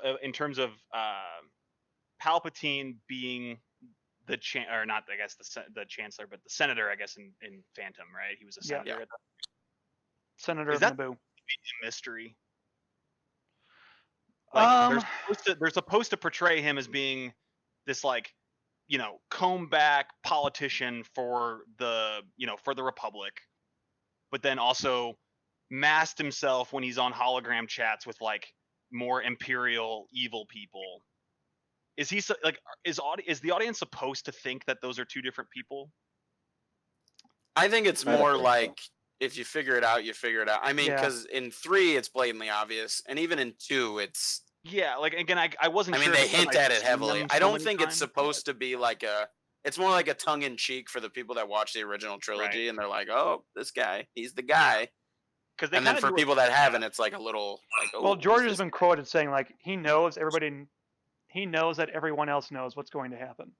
So Yeah. he's not really trying to hide it super hard. Right, and that's fair. I don't know. And like they do it with Padme, obviously too, with Queen Amidala, where they have like a double, and like that's masked pretty well, actually. Even when I watched it, like now knowing that there's like a there's a body It's double. Keira or whatever, Knightley. like I know it and is. Natalie It's Super crazy Oh, how is it much they really? look alike. Yeah, it's But Keira man, Knightley. know that. her That's reveal nuts. is her reveal is It's so nuts. disappointing. Oh, You know, yeah. they were like, we're gonna go meet the we're gonna go meet the Jar Jar species. I can't remember their name again. I'm sorry. I apologize. Gungans. Gungans. The Gungans. We're Have gonna go some meet the respect. Gungans to team up and create to create a team essentially to create an ally in them. And they have the Dottie Double as the queen, and like it's so anticlimactic. And Natalie Portman just like stands up. It's like, I am Queen Amidala, and you're like, dude, that was so lame. Like, what are you doing, man? Like, I don't know. I literally wrote it down. Positives, I was like, Dave. We are on positive. We're on I can't, positives. dude. I can't stop thinking about all this stuff I hate. Jake, do you Oh, have any Jake. positives? Do you have any positives for us? My positives were Darth Maul. I think they actually do a pretty good job of world building in terms of building Naboo, the Yeah. Gungans, things like that. Really? I do. Coruscant? I think the throughout battle. Oh my gosh! Sorry. I don't think the battle's great. I think that's just their job at building the worlds and species, and I think it's throughout the prequels they do a good job of it. I agree. World building. I they could did agree with that. Dude, I'm I not think- saying I think the- everything within the worlds was executed well. Great, But yeah, the world yeah, themselves. I mean, when you first swim down to the Gungan undersea world, that's pretty cool. It's pretty cool. It's pretty There's cool. always a bigger fish. They do the same trope twice though, which is I thought was weird. They What- do it and then they do it again, and you're like, what trope? okay. Well, Yeah, what are you talking about? there's always a bigger fish. Like first they're getting chased by a small fish, and then a Well, it's the medium-sized fish same eats big them, fish. and then they do it again, and I'm like, what's the point of that? It's the Like, same it's big just the same- fish. Because I there's don't know. always a bigger fish, Dave. I think, well, yeah, but save that last line for the last time it happens, not for the middle one. Like it was just weird. I personally think the Battle of Naboo looks like it was shot on the Windows XP home screen from back in the day. It looks horrible. I can't That confirm. made me It looks laugh so bad. so freaking hard. And then the little balls, like the little blue balls that Boomas. they roll and explode, those look like they were from Jimmy Neutron or something. Pumbas? Like it just looks ridiculous, and it's like that's not Star Wars. You're ridiculous. That's not Star Wars, dude. You're Come not Star on. Wars. Yeah. But yeah, I'm- the I'm Windows with Dave on XP that home one. screen. I don't love, defend pretty that scene tight. at all. It's Yeah. bad. Respect the Windows XP home screen. Only thing that's cool about that is the shield generator and that noise it makes. Yeah. Oh, That's for the- sure. Those that's were the only great. cool Yeah, that thing. was their sound design's great. They really do a good job with their sound design. Yeah. I do like that. Credit to their Foley Um, artists. Dude, episode 2, man. Who Should we? with- Should we? 'Cause, Well, I mean, let's. we've Yeah, should we give our it's been- final rankings? It's already like an hour and a half in. So I mean, this is going to be a long one. Honestly, we might need to split this up into 2 parts. no. No, we're just going to do it all in one. Should we do our final rankings for Phantom Menace on our list? Yeah. Let's do it. Absolutely. Jake, just in case if you don't know, we've been ranking. What'd you say? Is this a core Star Wars list or all Star Wars movies? All 11 movies. All 11. Which we're doing is- a top 11. So it's So- all 9 and then Solo and Rogue One. We'll let Okay. we'll let you go last on this one to give you a second to kind of Just to think form about your it. thoughts. Yeah, I'll go first. Contrary to popular belief, while I enjoy this movie, I admit that it is bad. It's not great. I have it 9th out of 11. That's right ahead of Return of the Jedi, which we talked about last week. Because I think that the lightsaber duel in this is really good. I think the music in this is really good. I have more fun watching this movie than I do Return of the Jedi. Mm. It's just personal preference. Again, I realize that some people like Return of the Jedi better. But yeah, overall, I mean, there's a dip in quality from on my list from like 7 to 11, and this falls just right in the middle of the dip in quality films. I'll watch it if it's on. I won't go out of my way to watch it. I'll say that. All right. It's fine. There's enjoyable things. It's Yeah. fine. And that's what exactly harping on that. It's fine, and there's some enjoyable moments. That's why I have it at 7, actually, a little bit higher. I think I have it at 7 mainly just because of nostalgia factor. I mean, I watched these all the time as a kid. That pod racing scene gets me every time. I think it's freaking awesome. And then of course the ending lightsaber battle, and then I freaking love Naboo starfighters. They're the coolest looking things. So that's why I got a little higher nostalgia factor and some cool action sequences. Cool. David, What's yours? My turn. Yeah. I think this isn't concrete, but I currently have it at 10. Well, yeah, I have it at 10. Again, I think it's a tough ask coming back 30 whatever years later to reignite a franchise that was so beloved by everybody. That's a tough ask, and I get it. It's really hard. Like, that's not an easy thing to do for anybody, let alone like the preemptive like franchise of cinema history. Like, that's super hard to do, and I get it. But man, it just like I feel like, again, like George Lucas wanted the original trilogy to look like this, kind of, to have like that much technology and innovation like put into it, but like it just loses its charm when you're just like so invested in like just using the latest and greatest technology, but you forget to add in like the life of the character and of the world.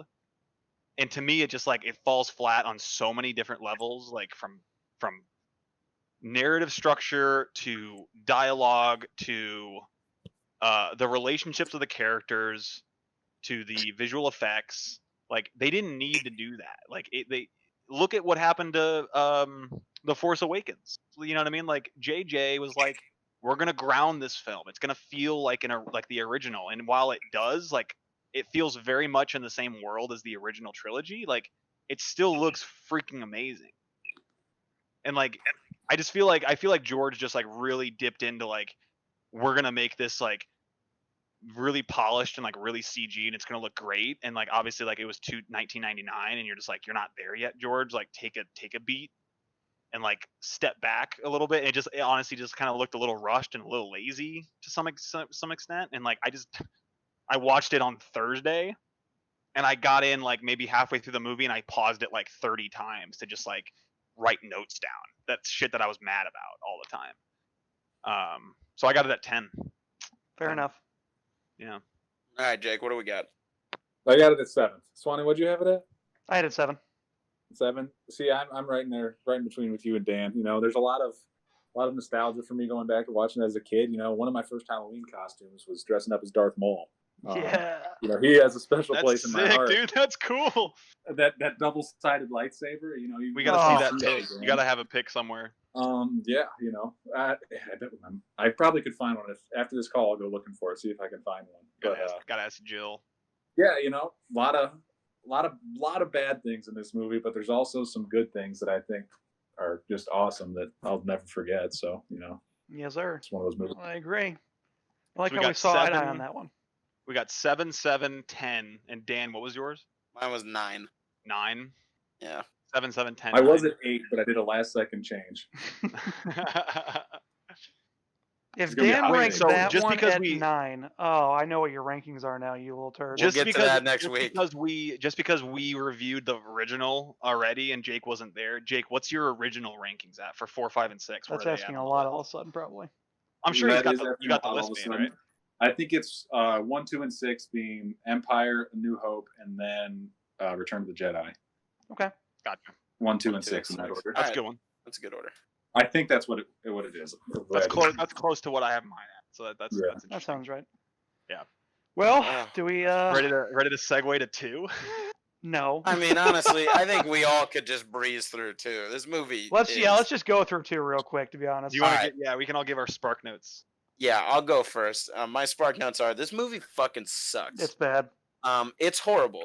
You thought the last movie was bad? If anyone thought it was bad, like, watch this one, and then you'll see what a bad Star Wars movie looks like. The dialogue is next level cringy, like next level bad. Yeah. I've never heard 2 people have less chemistry and look more uncomfortable on screen together. It's really bad. Somehow the CGI is worse in this It's movie. worse. It is, dude. It's freaking. And I wonderful. don't know how. 3 years besides the- later. Besides the seismic charge. Everything Besides the else. seismic charge. the Well, that's movie- great. Yeah, I had that on my notes, obviously. I mean, but CGI man, oh wise man, too. Jar Jar Binks looks so much worse in this one than he does in one. Well, and I think it's because he's only in it for all of 15 minutes. Of I screen. will Right, and they say, just didn't actually, care. on CGI point, that at the start of the Clone Wars battle, that looked really cool and awesome. Yeah. But Yeah, other than that, but- blech. Oh, and then what else? I mean, this movie is just bad. It's easily the worst lightsaber duel in Oh. the franchise. Probably. Don't even get me Like started. even on that going one. to Clone Wars and Rebels, it's terrible. Between bad. who? Which one? The Dooku one and with Anakin. Anakin and Mm. Dooku, where it's just a close up on their face. It's this. Yeah. And they're Oh, just- that was so dumb. I was like, what are you cutting between? Like, what is happening right now? They were just doing like a dance. It's It awful. was so weird, dude. And I mean, Oh, all the Lord. clones in it are CGI. I don't and get you that. Why can not kinda practical? tell, Dude, but you why? really I don't get it. can. You George just is didn't just want like, to hire George- people. Lucas It's is because he just wanted like, to use CGI, man. yeah, he's like, if we can use it, let's use it. Like, even use it for like their rooms, like the Senate rooms, which Yeah. could There just be wasn't a definitely care a to hard it. set. No, they use a CGI set. I'm like, what are you doing? Yeah, Put a it red doesn't make couch any in there, sense. man. Oh, I understand it from the idea that like maybe you want the clones to all look like they're like hive minding a little bit. You know what I mean? Because they're all they're not independent people. They're all made from the same person, and so they're all following kind of the same protocol. I guess I don't know. They're not droids, but like they follow the same. They have the same like internal structure. You know, what I mean, they're all built the same. right. And it makes sense for them to like do the same movements and have the same things, but like again, like they just don't look. I love the design of the clone troopers. Oh, I think the armor think- looks really I cool. think their helmets are designed awesome. Like I think they look really cool. But man, like you look at them and you're like, I'm watching a cutscene from a video game right now. yeah. You know what I mean? You're like, what are you doing? Like, Quick come question. Yeah. Quick question for people who've watched a lot of Clone Wars. Does the Clone Wars give the clones more individuality, or are they Yes. still kind of like Yes. walking? Clone around? Wars saves clones and a lot of the Clone Wars, like the actual war part of it in general. It We might need really to have like a full Clone Wars pod, episode. just yeah. about I'm just really about the excited. cartoons. Actually, again, like I come from a background where I have like I have three older siblings. One was born in '89, one was born in '92 or something, and one was born in like '94 or '95. So I'm definitely like I'm influenced by an older generation of people in terms of these movies, whereas you guys again like grew up with them a little bit more independent than I did. Alex from was the born in original '90. Trilogy, but also Alex really likes these movies, right? True. Yeah. So like again, my older siblings, again, my sister never watched them, so like she just doesn't have an interest in it. But like my two older brothers like used to shit on these movies all the time. So like I am coming from a little bit of a Good biased reason. background in terms Well. of older people. Again, like these movies weren't made for someone that was born in '89. Well, on the same foot, I'm coming from a family who is huge Star Wars fans, so I'm also biased. So right. it's, So it's a again, double-edged sword. I come from a little bit of a different background. So when I watch these things, I'm like, I come from it from, I was influenced by older siblings that really did not like them. So I grew up not liking them. And I'm the opposite. I was watching influenced by them- siblings who Watching did, them so. back again, I honestly like the narrative structure that George Lucas set. Like I think that's entirely believable, the way that like the movies are supposed to kind of unfoil. Like I used to kind of make fun of Anakin's like demise because I just didn't believe it that much. Oh, But I remember. watching it again, it makes a little bit more sense, honestly. If I'm being honest with you, it makes a little bit more sense. I believe it a little bit more now. Again, that as I'm a bigger Star Wars fan than I was when I was 12. To be quite honest with you. Yeah. So that's where again I come from a little bit of a different background, a little bit of a different way of thinking about it. But yeah, man, oh man, it's just like it's just not done that well. Like It's not I gonna get work, the yeah, idea. and- I get the idea, but it's like, man, you didn't execute at all. Like on And any there's so step. many things in this movie, especially that you could do. I mean, we could literally have a whole podcast just talking about everything that's terrible in this movie because Mhm. there's so many bad things. I really but- don't like Obi-Wan and Anakin's relationship together. It's bad in this movie. It's so not bad. good. Like their dialogue. I is, like, they get what never they're going feel- for, but the dialogue doesn't work very well. Oof, it's a tough one. Like they're going for Obi-Wan didn't want to be the person to train him, and he's not ready for it. But also, like, it just wasn't written very well. And Right. there are some good things, however. A few. Shmi Skywalker's death scene, very So well done. sad. So sad. Hayden's Hayden killed best it. acting in this movie, and some of his best in the whole trilogy. It's really good. And then he kills the Tusken Raiders, and then he has that terrible scene after. I slaughtered them like animals. Oh, God. Again, I'm watching I a thought bad. it was okay. I thought it was a fine scene. No, it's bad. You're bad. They're animals, and I slaughtered them like it's just a bad.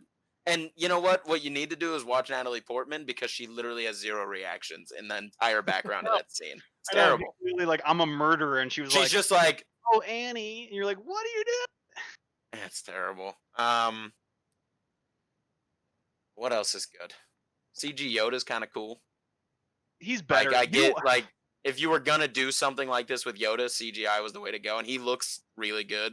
He looks pretty compared to good. the They rest put a of the lot of movie. you could tell they put a lot of work into him. That's one where the thing whole budget went. for One the thing I film. hate though. Absolutely. One thing I absolutely hate. Where's his goofy nature? He That gets it com- after being exiled. Yeah, I'm that comes digging after Exile. I don't like that. Again, like I don't think that's who he is. I think Yoda has again, they kind of show signs of it, like when he walks into the younglings training center and like makes a joke about Anakin, or I think it was Obi-Wan actually. Like cracks a little bit of a joke. You're like, okay, that's great. Like that's Well, the Yoda that everyone knows. he doesn't have Yeah, much but- to be happy about right now either. Right, this is I like the know, but, darkest like, that's- period in Jedi history. And he can my guy. feel it coming. You can see it multiple times. Even Right, through the- right. He's right. the One and only two. one that can I feel still it coming. still feel like again he's the leader. Like he needs to put on a face. And like again, I think they lost that where Yoda's a goofy character in the in 5 and 6. You know, that dude's Yeah, cracking but jokes he's all the also time. pretty serious when he needs to be. And Right, that's what they're exactly. going for here. There's a balance. There's a balance there, and like he had such a good opportunity to be like comic relief for this film because like they didn't have that. Like you don't have a Han Solo in this movie. You don't like Zeb? No. The And diner scene? they try to make it was okay, but they try to make It was fine. Obi-Wan kind of the comic relief a little bit. Like he's the one that cracks jokes to Anakin. It's supposed to be like cute and funny and laugh, but like there's no Han Solo character in this at all. And like Yoda kind of could have been that guy. And they like completely removed his personality from that, and he's just like a serious like Jedi master politician guy who's like only focused on that all the time. And it's like me personally, like that's not who Yoda would be in my eyes. Like he's a guy that still, even in the darkest days or the darkest hours, can find a time to go and make his jokes. You know what I mean? Like that's the Yoda that I know. And it just pissed me off when I was like, dude, Yoda didn't crack one joke in that whole movie, and like Yoda's a joke guy. That dude finds the funny in everything. To be fair, it's funny that you say this, but then you're okay with Luke's arc in Last Jedi. I was just about to say that, dude. Oh my god. Which again, we will get to next week, That's but I'm just Not saying an- that's an interesting point. It's an it's interesting a point. funny thing that you're okay But- with this Yoda and or not okay with this Yoda, but you are okay with that Luke. I'm not saying either one is wrong or right. We'll get but, there. We'll get there. We'll get there. We'll get there. Let's but just yeah, wrap you this know- movie, man. It's bad. It's terrible. It's a horrible, no good, very bad film. It's really not Jake, do good. you want to try to defend it over there, or are you kind of in agreement there? That's just you're muted, by the way. You're muted, pal. Technical difficulties. Street smarts. Very smart. Son of a bitch. No, it's a bad movie. I still think it's got some super cool moments in it. Yeah, I do too. It's The Boba Kind Fett of Obi-Wan about the scenes are secrecy cool. behind the clones, kind of hinted at how they went bad. Oh, that's actually something I want to bring up. Is what I never noticed before during that was when Obi-Wan was talking to, I forget what their race is called. The long neck Kaminoans. The long alien Kaminoans, people that yeah. created the clones. Kaminoans. Yeah. Yeah. Kaminoans. They were like, they said it. The order was placed by Sifo Dyas, but then when he goes and talks to Django is like, "Oh, I was hired by a guy named Tyrannus," which Count Dooku's dark side name is Darth Tyrannus. Cool thing I never noticed. Anyways, Jake, go ahead. That's interesting. I didn't think about that. No, yeah, that is cool. Why did they never mention that? Did they ever mention that his name is Darth Tyrannus? Yeah, They they do. do. It's Okay. when Obi-Wan's captured. It's also at the Gotcha. very end of 2. Okay. Yeah. No, yeah, but I think it's definitely worse than Phantom Menace. Again, it might have some higher highs, some lower lows. I don't know. I've always thought the battle at the end was kind of cool, and they're going in as prisoners and they have to save themselves. I You think get battle the Padme, fight which is scenes pretty are awesome. great in this movie. I think that kiss scene is shot really well, even Yeah. though they Yep. didn't earn anything before it, and they Nothing. definitely didn't earn Nothing. them kissing. I think it's shot like really well when they're going out into I the. agree. Absolutely. It's probably the best shot in the movie. Absolutely. I also think there's more good world building. We just mentioned, you've got Camino, Geonosis. Are there any more planets in this one? Coruscant's fleshed out. They more. fleshed out Coruscant's Coruscant, which cool, looks you good. know? Yeah, I wait, don't but think we ever when get does Coruscant. I didn't know we were Really? watching Blade Runner. I didn't know Attack of the Clones was Blade Runner, like in 2000 whatever. What do you mean? Like they just totally ripped off the world of Blade Runner in this movie. Like Coruscant, literally on the ground, is like cyberpunk in Star Wars, and like I don't know if I'd buy a that. whole planet, which is a city, which is what you're gonna have. I mean, I know, but it just like looks like I'm watching the old Blade Runner or whatever, and I'm just like, that's a cyberpunk world, and it's like, I guess we're getting into cyberpunk with Star Wars now. Like, I guess it was interesting, but I'm just yeah. like, kind of That's just like alright, a pure you know. rip off. I won't rebuttal because like, I don't want to talk about this movie anymore. All right, let's That's give fair. final rankings. Jake, you go first this time. We'll go 9. 9. Interesting. I Okay. don't really have a lot to say about it. It's bad. There's worse though. Dude, I'm different, dude. I got Attack of the Clones at 8, which again, What? I watched these back-to-back nights. I had so many less bad things to say about Attack of the Clones than I did about Phantom Menace for That some makes reason. no sense to me. I know. You fool! I know. know. I don't understand it. But I honestly think some of the fight scenes are. I honestly again. I don't have as many bad things to say about Attack of the Clones than I do about Phantom Menace. Like I think Obi-Wan's kind of journey is great. I honestly like when he goes to when he goes to Camino. That whole storyline is pretty great. Like the way he kind of goes undercover. I think the aliens are really stupid. Like why would the aliens not try to verify that he was in fact in on it? You know, that was a little bit weird to me. And they just gave him every piece of information that they've ever had. But his fight with Jango Fett is great. The what are they called? The bombs that he drops are insanely fun to watch. Seismic charge. The seismic charges are great. So good. His death scene is really like Jango Fett and his son. Like that death scene is really sad. That kind of hit my heartstrings a little bit. We don't talk about that, but that was a really cool moment. I think He, it comes off as super cheesy and kind of picks weird up that his he's just dad's holding his head. dad's. That was Head. weird, but I'm just No, like, the head damn, flew you just out of watch the your dad helmet. get decapitated. That's like a big thing. The head flew out of the helmet. It's just the Oh, helmet. did it? Yeah. Oh, I didn't notice that. Either way, but that was kind of cool. I think some of the animal CGI in that Coliseum battle was interesting. That didn't draw me out nearly as much as I remember it doing to me. And again, I don't think that was done as poorly. And I'll as I never remember it. complain about Padme with the scratch back white outfit. Oh, that outfit's incredible. It's great. She slays It's that outfit. incredible. It's incredible. But So you have it I at honestly 8? I don't have nearly as many bad things about Attack of the Clones as I do about Phantom Menace. That's I know. interesting. I'm shocked. That's crazy to shocked. me. I'm shocked. All right, I Dan, shocked you go myself. ahead. All right, I'll go. It's 11th. It's the worst Star Wars movie ever made. It really is. Yeah, I I don't mean, disagree, but as I don't- much as I defend these movies and as much fun as I have, I could still go back and get enjoyment from this movie, but it's just not good. No other movie am I taken out of more. We didn't even mention the terrible scene where Anakin and Padme are in that oil refinery, or with the big buckets and the lava and stuff. Anakin's arm gets That's smashed. awful. For some reason, it's the only piece on the assembly line that's different than all the things that would have crushed his arm, but he's just fine. Right. Metal molds around it. And I'm just like, fuck you. That's stupid. And the bro. CGI in that movie is just, or the CGI Yeah, in that scene specifically pretty is just bad. terrible. Pretty bad. Are we still on Attack of the Clones? We're about to finishing up. finish. Yeah, we're ranking it. Yeah, we're ranking So it. yeah, to me, it's the worst movie. It's just not great. And if somebody asked me hey, you want to watch Attack of the Clones? And I'd say no. I didn't like rewatching it that much. It's only fun to rewatch if you're watching all 3. Yeah, fair point. Oh, Swanee, where do you got it? You have it at 10th or 11th. 11th. It's my least favorite movie. Yes. I What have about it you, at 10th. Storm? I have it at 10th. Okay. Because there is a worse movie that we'll get into later. Oh hell yeah! I'm so pumped. Yeah, it's the same thing as Jake. It's just not a great movie. Some okay parts, but overall it's just meh. Jake, just I don't know if you left before I said it. I have it personally at 8. 8. I heard that. Yeah. 8, so I- yeah, 8, 9, I 10, and have- 11. I have so many less bad things to complain about Attack of the Clones than I do about Phantom Menace, which purely shocked me. I was low key blown away when I was like watching it, and I was like, I am not nearly as mad of this movie than I was about Phantom Menace. How blown for some away were reason. you when you watched this movie, the third one? All right, I was gonna say, yeah. Let's Okay, hit it. This is Can like I- championship can I- round right here. can I start?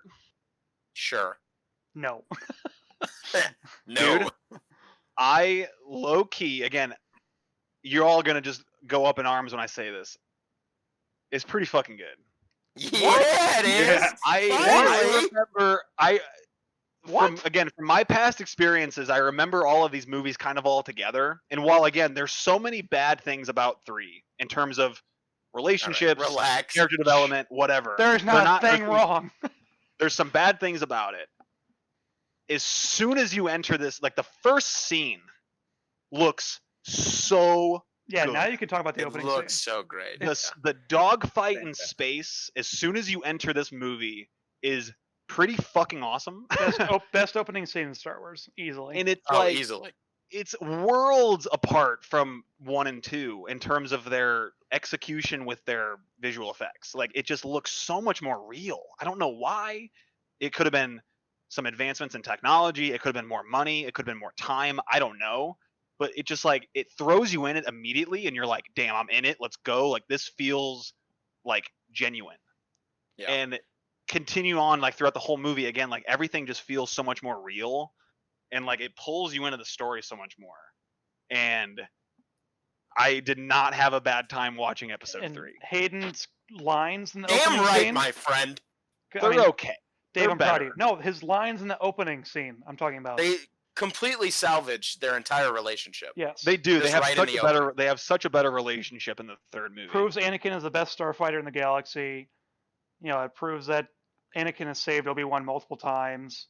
Proves that Obi-Wan is the sass master supreme. Yeah. Sass Master. And Super- proves that Ewan McGregor is the greatest thing about the prequels.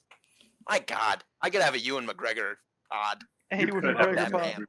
He's Yeah. pretty Love great. him. He's pretty great in this movie. Him and Yoda have a really cool relationship in this movie. Yeah, they do. No, Dave, I like what you said though about like how it opens and it's just like we're Dude, here, just- we're going right from the get go. And honestly, it makes me think of kind of like an Infinity War type movie. That's the same thing. Right. We're here from the get go the whole time, you know. Yeah. Right. You're just Just thrown rolling. in it from the start. Like I don't remember what battle that is or what they call it, but like the opening battle is like 45 minutes of the movie. Oh, it's awesome. And it's like it just flows like super well. And you're like, damn, like I'm halfway through the movie and I'm like in this right now. I'm like feeling it. So yeah, it's like the first 28 minutes is that whole battle, kind of almost one shot. It's crazy. It's it's pretty so great. It's And really it well ends done, with actually. the Really- ship crashing on the Yeah. the runway, and it takes out that ATC tower. ATC. Those guys Oh. had a bad day at Oh. work. They had a bad day at But work. that shot where ATC. it like slows down and then we zoom into them in the cockpit, that was such a good shot. Really good. Right. We're coming in It's too really hot. great. Can Warzone Great. take out the ATC tower with something like that, please? Please bomb that. With thing. Anakin Skywalker, anything's possible. True that. But yeah, I like how they gave R2D2. I meant to say this earlier, but like R2D2 has so many more abilities in this movie than he does Yep. in the original trilogy, which I'm like, come on. that's what I want to was say. What is happened? Everything in this movie just feels way more flushed out. It does, but again, like I still watch R2D2 flying, and I'm like, he didn't fly in 4, 5, and 6. Why wouldn't he? Because again, they couldn't make it happen. So like, keep him grounded. No. But they were like, we'll give him jetpacks, and we'll make him move a lot quicker, and like do all that stuff. And I'm like, fine. He He still flew in has his too. like pure R2D2 sass, which I love. Well, don't blame 3 for that. He flew in 2. No, he flew in 2 and 3. I know. I'm saying just don't blame only Um, 3. No, I'm not blaming It's a three. valid complaint, Bring it up earlier, and I forgot. But it's something I could care less about. Yeah. I know, and It's and it's great. not important, but I'm just like, I love R2D2. Again, I meant to say it earlier in Phantom Menace, but the introduction with R2D2 and C3PO, was so pure in Phantom Menace. I loved that scene when they met. Yeah. Like, Yeah, I that think it's really good. gets me right here, and I'm like, damn, like that's the start. Like they've been through so much shit together. When you watch like all the other movies, you're like, damn, that's where it started. That's cool. I also watched these back, and I was like, man, Anakin doesn't give a shit about C-3PO. Not Yeah. at all. No, not at all. Not one Not one bit. flying fuck about Which is C-3PO. weird. Most expendable character in the series. Dude, I love C-3PO so much. I love that character. Dave, I'm gets a kind bad of just rap. still in a state of shock that you said that about this movie. The amount of times we've argued about this. fun. Okay, so we should talk about, some of the bad things then. Yes. I mean, I'm gonna say I- Hayden and Natalie's on-screen Still really bad. connection. That Still one really, scene really bad. The first scene where he where he finds out she's pregnant, yeah, that I like that a lot. Like that's a great scene. when I she think it's really tells good. him that she's pregnant, you can see all the emotions he goes through in his face. Every emotion he should have, like shock, kind of like scared, but then also happy. I think he does a really good job there. But then everything after that, man, not great. How fucking long has this guy been gone? She's like big bump at this point, man. That's what I was thinking too. Like, okay, so he said, I thought they would never take me from the Outer Rim sieges, but she's also like 8 months pregnant. So he's only been gone for 8 months, but they make it feel like years. I was a little confused Yeah, it was about interesting. I didn't get that either. that. I don't know. Maybe it's been like a year. I don't know. Watch Clone Wars. I'm sure it's in there somewhere. Yeah, I'm sure it is. Fair. Well, I'm sure Yeah, you get to come that back scene- for quick days too. I don't know. Anyway, sorry. That scene where they're talking and she's like, "So love has blinded Oh, you." Dan, why'd you even bring it up, man? Because we have to talk about it because it's one of the worst. It's So on love has par with blinded Attack you of the then? Clones with terrible dialogue. So love has Terrible. blinded you? It's bad. Dude, It's just oh jeepers. it's like watching a really bad soap opera. No, And Yeah. like, no. Not like Because not I'm even a so good in soap. love with you. Ah, It's so jeepers. cheesy, and I'm just like, dude, you do not make me believe that you guys are in love with each other. And like, But I will state that is the only bad scene in this movie. I agree. Every other 100%, dude. scene? 100% agree. oh, with even I Flying think high. even their dialogue on If you say Mustafar, I'm coming over to LA. I and was I'm so kicking ready you for in that. the exactly. balls. You know exactly what I'm saying. Again, yeah, that like. I don't know you anymore, and you're just like, you will not take her from me. And you're That's just like, so shut good. up, Anakin. Shut They hit the nail up, on the head. dude. Oh my god! are you Like, hating is on that your heart dialogue? The broken? only redeeming quality of that dialogue scene of that back and forth with them three is the fact that Jake used to be able to quote it word for word, and it was awesome. First of I all, just the only reason I was ever able to quote it word for word is because it is fucking incredible. It's Thank you, not, Eric. dude. I'm in. You delivered it so better. You good. delivered it better than Boo. than in the movie.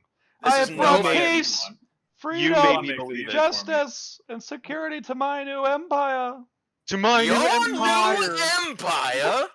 Don't He's make the only me kill redeeming quality you. of that scene is Dude, is Obi-Wan. He's not. Anakin, Dude. you can feel it. He's been so blinded by power. Oh, are we getting into Anakin's thing? Because I am ready. This man, We can. The tragedy. This movie should man- have been named "The Tragedy of Anakin Skywalker." I agree 100%. The tragedy of Anakin Skywalker. I think we both watched the same YouTube video before we. Born into slavery, taken away from his mom at a fragile age, a grueling 10 years of Jedi study, and then 10 years away from the love of his life.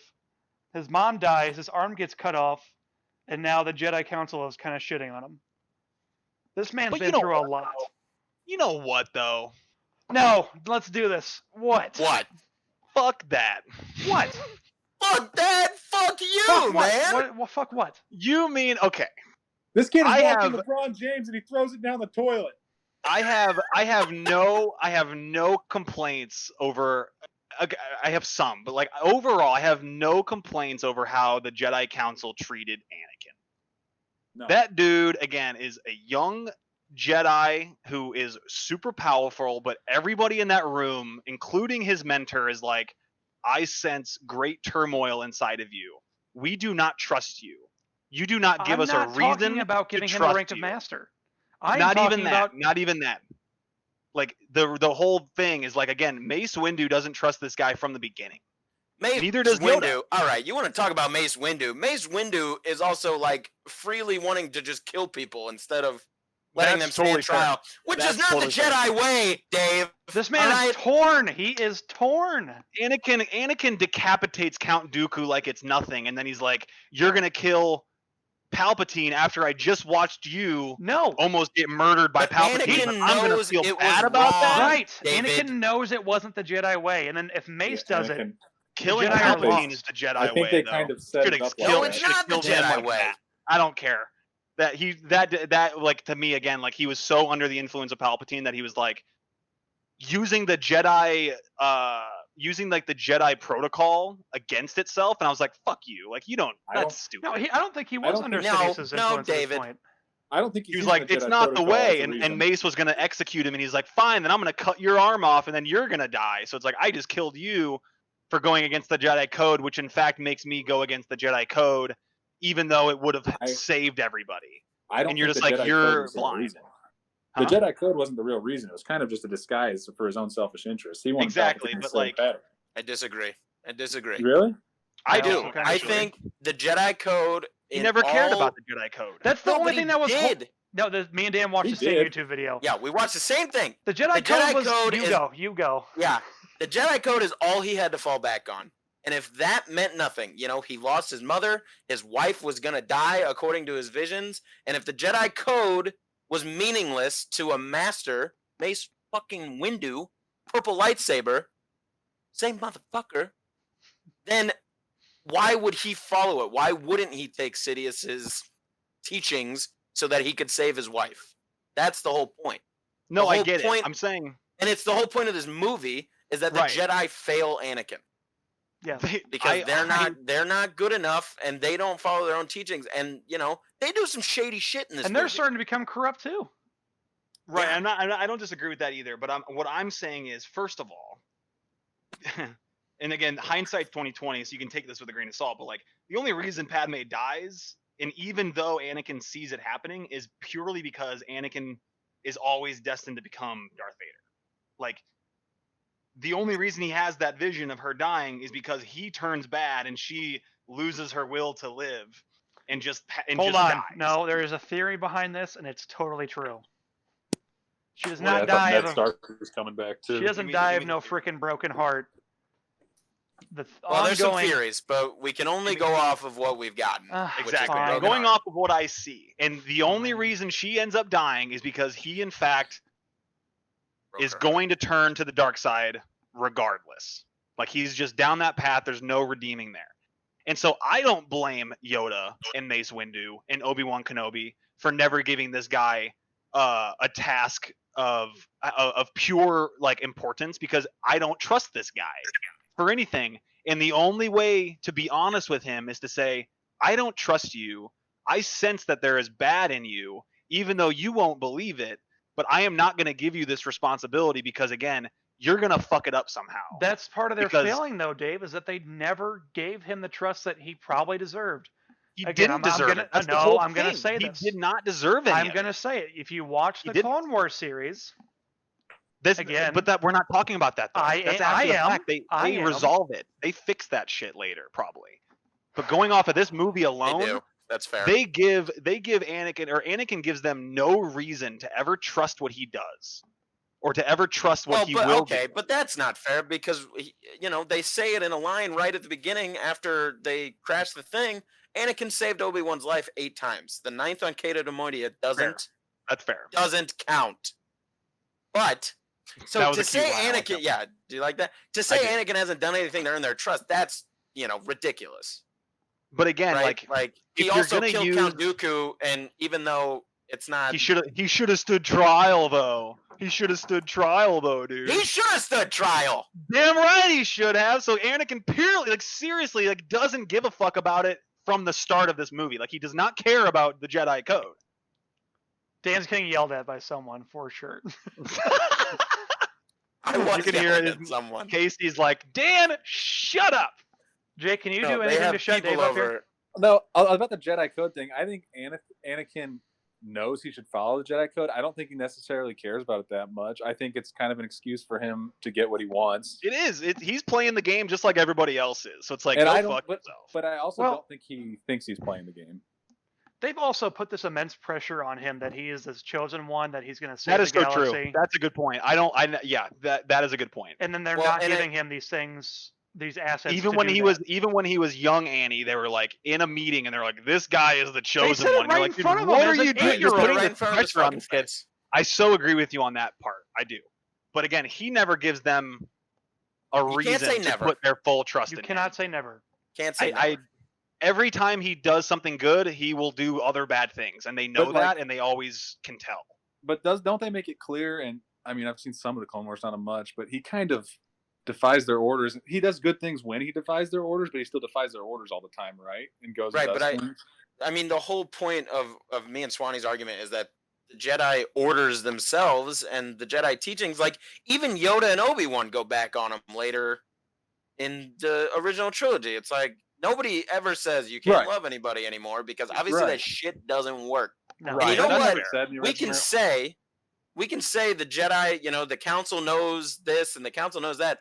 They sat right in front of the fucking worst Sith Lord in the True. history of That is fucking true. Star Wars, and they didn't know. Like, But neither did- obviously, they're shrouded did- in something, darkness or confusion, No, you're not Yeah. wrong about that. I agree with you there. I do. and That's true. it's a big theme in this movie, is that the Jedi Council has no idea what's really going on, And that's and part they're of the trying reason to we're hold on to power Yes. just as much as Sidious is, Oh, for just sure. as much for as sure. Anakin is.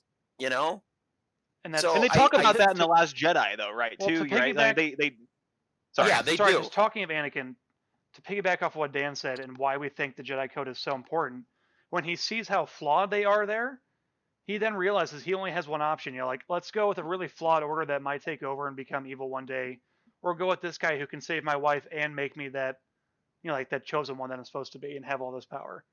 Right. So, anyways, what were we gonna say in the Last Jedi? I was just gonna say, like, they talk about in The Last Jedi, they're like, it's The exactly what hubris. happens in real life too. It's like, again, both sides are flawed.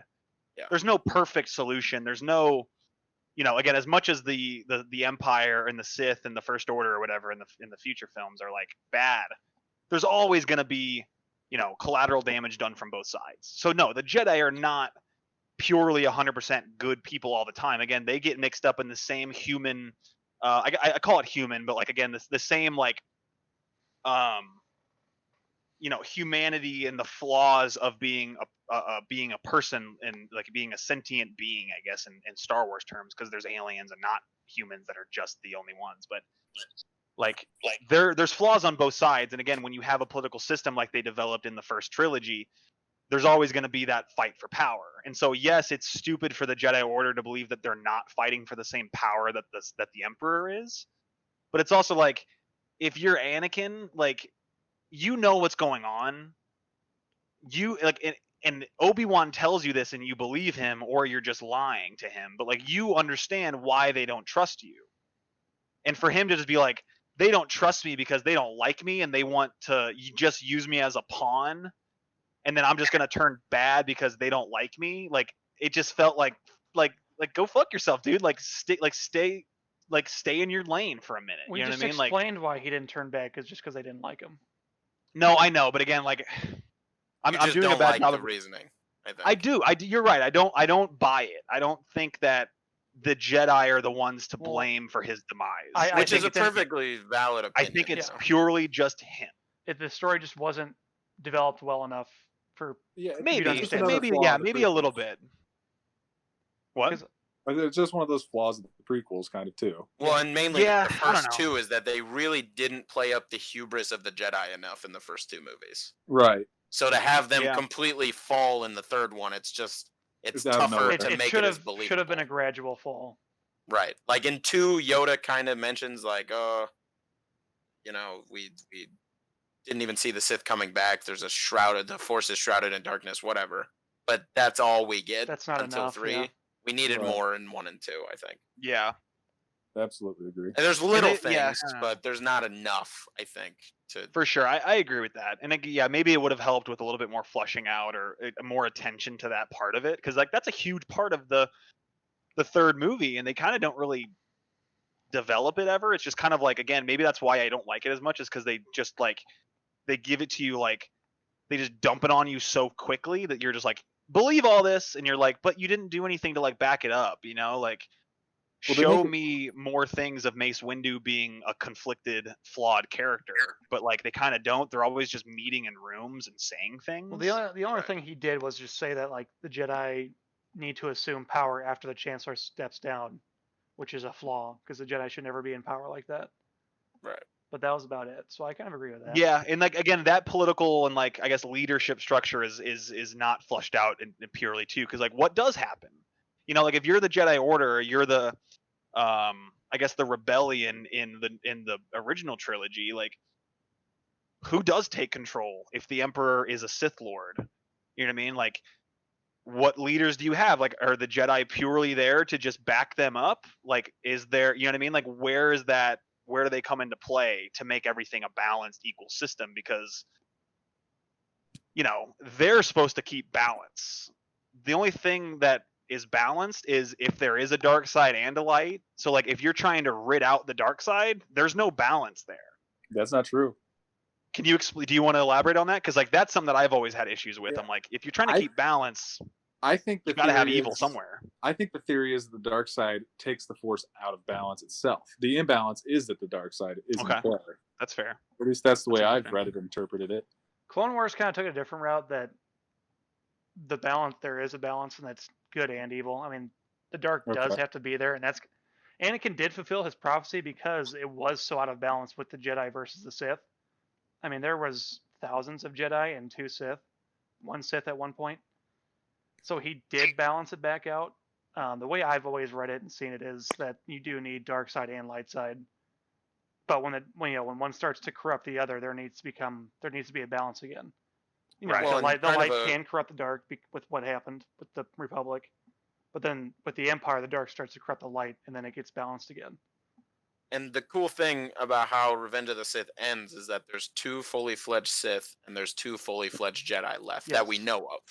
So there's Right. balance, you know. Anakin brought balance to the Force, according to the movie, which I think is really cool. It's It's really a good. really That is like cool. That's really an cool interesting way to parallel. put it. when Yeah, you look at for it, it's sure. like 2 and 2, and that's what we got. Yeah. You know, because Luke No, and that's Leia a aren't cool- really that's a Jedi cool yet, thought. but Right. okay, let's talk about some of the great things in this movie, which is fucking everything.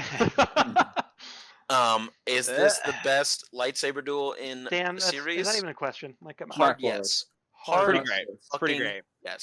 They towed a line. They towed a really fine line. You total line guy. This is so good.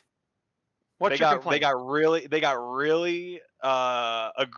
got really cocky with their CG, and when they're fighting on lava, I'm like, Looks good. I get it, I'm with Looks you, great. but goddamn, that was so unnecessary. I didn't need it, and you almost fucked it up, in my opinion. Like, Wait, but they didn't, because it's so good. what they do didn't. you? They didn't, but they almost did. Oh, okay, they didn't fuck it up.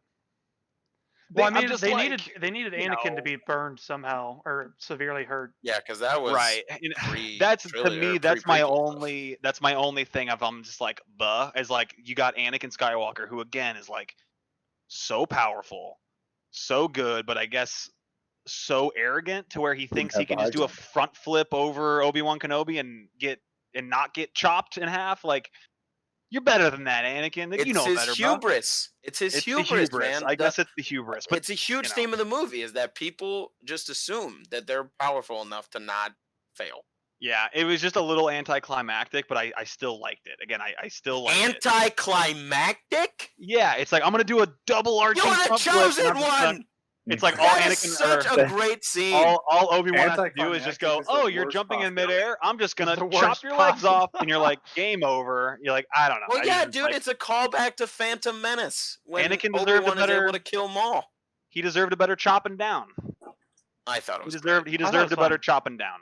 The whole battle is just It's a good fantastic. battle though. It really What is. gets me every Hey. time is when Obi-Wan says, "You were my brother, Anakin." That gets me. It's every pretty time. sad. That yeah, I loved you. And I because it was the polarization of him saying "I hate you" and him going I loved you. That was really cool. Oh, so And I then did watching Anakin burn hurts every time. It's like, man, remember how That good was- this yeah. guy was? No joke. Yeah, that was really sad for sure. oh man. Is Is this That the guy's most got the emotional yeah. Star Wars Yes, movie? it I is, think it is. I 100%. think it hits the emotional beats. I still think Heavy. the Seeing- Luke again. Swanee is gonna hate me, but I still think Luke and Yoda in The Last Jedi is like really, really cathartic. That makes me, that puts me in my feelings for sure, like super hard. But this is so much better. That's like It's not close. you're comparing freaking. I don't even know what, dude. You just Hey, I'm just saying, I really like the execution of and that scene raisins. with Luke and Yoda. This is and two that scene, I think brothers it's really in their sad. prime fighting.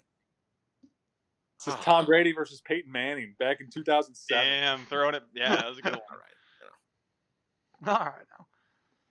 But For sure though. No, man. again, I do. I think it's really, it's so much better than I remember. Oh, it's so Just giving you it It's so straight. good. Like, Seeing Padme really have that good. little thing Anakin carved too, that always hurts. Yeah. yeah, Like when she's on the what do you call it? Like the funeral line, and she's holding that. Oh little yeah, when necklace she's thing. laying in the bed thing. Jar Jar's one of the pallbearers. Fun Yeah. fact. I don't know if you guys noticed that. Yep. Yep. She's holding that little So carved good. thing Anakin made in the first one. That one kills me. Oh, it Side kills note. me. Side note. Did they not have technology to know twins are coming? Come on now. That is a good Yeah. question. yeah. was- Wait, what? I was hoping They no not one have would talk about sonograms. that. I don't know. The other point I want to make out is Luke becomes a full-fledged fucking Jedi in like 2 months. And it takes Anakin like 20 years. Well, yeah, but no, it's a different. no. It's a different thing. It's a different full-fledged Jedi. Yeah, but They're he not the beats, same. He beats him. Yeah, but Vader wasn't trying to kill him. Because Vader was like half turned at that point. He's conflicted. Like Yeah, in you 5, definitely- he was yeah. just toying with him. Again, you Dude, can he chalk it was- up to being like it was back in the 70s and like they didn't have the choreography and the technology to make a fucking battle on Mustafar, Yes, fight, fight. I mean, whatever. But it's also you like guys- it's a different time. If You you know what I mean? put Like they didn't Anakin have. from 3 versus Luke in New Hope, he's gonna get trounced. Yeah. Yeah. Anakin whoops his ass. Oh, Yeah. yeah, up and for down sure. the Not floor. even a fight. Do you guys think the I think prequel the- yeah. focused too much on lightsabers and not enough on the Force? I think they do I kinda more for think the I Force than kinda they think do they in do the. more for the, yeah. I think they do more for the Force than they do in the originals and the prequels. Well, the originals you can only do so much, though. I feel like the sequels even try to really get into the Force with everything it can do. Jake, the sequels are a whole nother. Dude, every That's a every whole nother scene beast. from Jedi to Sequels are the Jedi talking worst. to each other is always it always starts with clear your mind, Jedi or whatever. They're like, just clear your mind and you're like everything will be fixed. Like they tap into like feeling the Force like all the time, I feel like. Whereas like the original movies, they don't do it quite as much, I feel Yeah. like. Yeah. I don't know. But I also think them calling Luke like a Jedi master is not the same as like Anakin being a Jedi master, because again, like Anakin would wipe the floor with him skill wise if they were like head to head in their primes, Yeah. And Yeah. or maybe not- Lightsaber like, Luke doesn't wasn't always even in his dictate. prime, right? lightsaber skill. I Doesn't think it's always more of dictate, rank. So I think it's more of a mental thing, Now, spoiler alert, Luke and Mando. Now, that's a different Luke Skywalker. dude. now well, that that's what I'm that saying, Luke like, versus Anakin, that's a whole different fight. that's a whole other match. But again, I think they talk more about, or at least in my opinion, the way that I like to think about it is like being a full-fledged Jedi is like being one with the Force, but not so much your skill level. I feel like maybe I'm wrong, and maybe I'm just like trying to cut corners and find ways to make it work. But like, I don't know.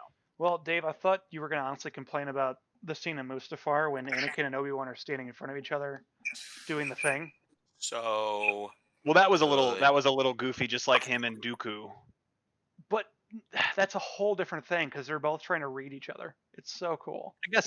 I guess so. Again, it didn't look as nearly as annoying and stupid as Yeah. Dooku and Anakin's. Are you thing talking about was. Obi-Wan on the opening of the ship? No. What are you no, talking- Go ahead. what are Dave. we talking about? I'm talking Uh, about Anakin versus Obi-Wan in the control room where they're both spinning their sabers in front of each other. Not they're just actually like, making "Oh." contact. And you're just like, what are you doing? I get That it, always and bugs I me a don't little hate it bit. as much as I did in the other They're one. both using the same stance. They're reading each other. No, and That's again, awesome. I don't I wasn't hating on it. Okay. Yeah. I just didn't know if you would I bring it wasn't up. hating on it. I think they do a better job of lightsabers in the third one than they do for the first two. Yeah. The thing that pisses me off the most is again like lightsabers emit light. And Here we in go. episodes 1 and 2, they never ever cast any light on any character or I noticed that environment. too. I did notice And that. they In 2, feel they kind don't of do the feel like they're shadows. there. In 2, the shadows on their faces with the lights and that bad lightsaber duel between Dooku and Anakin.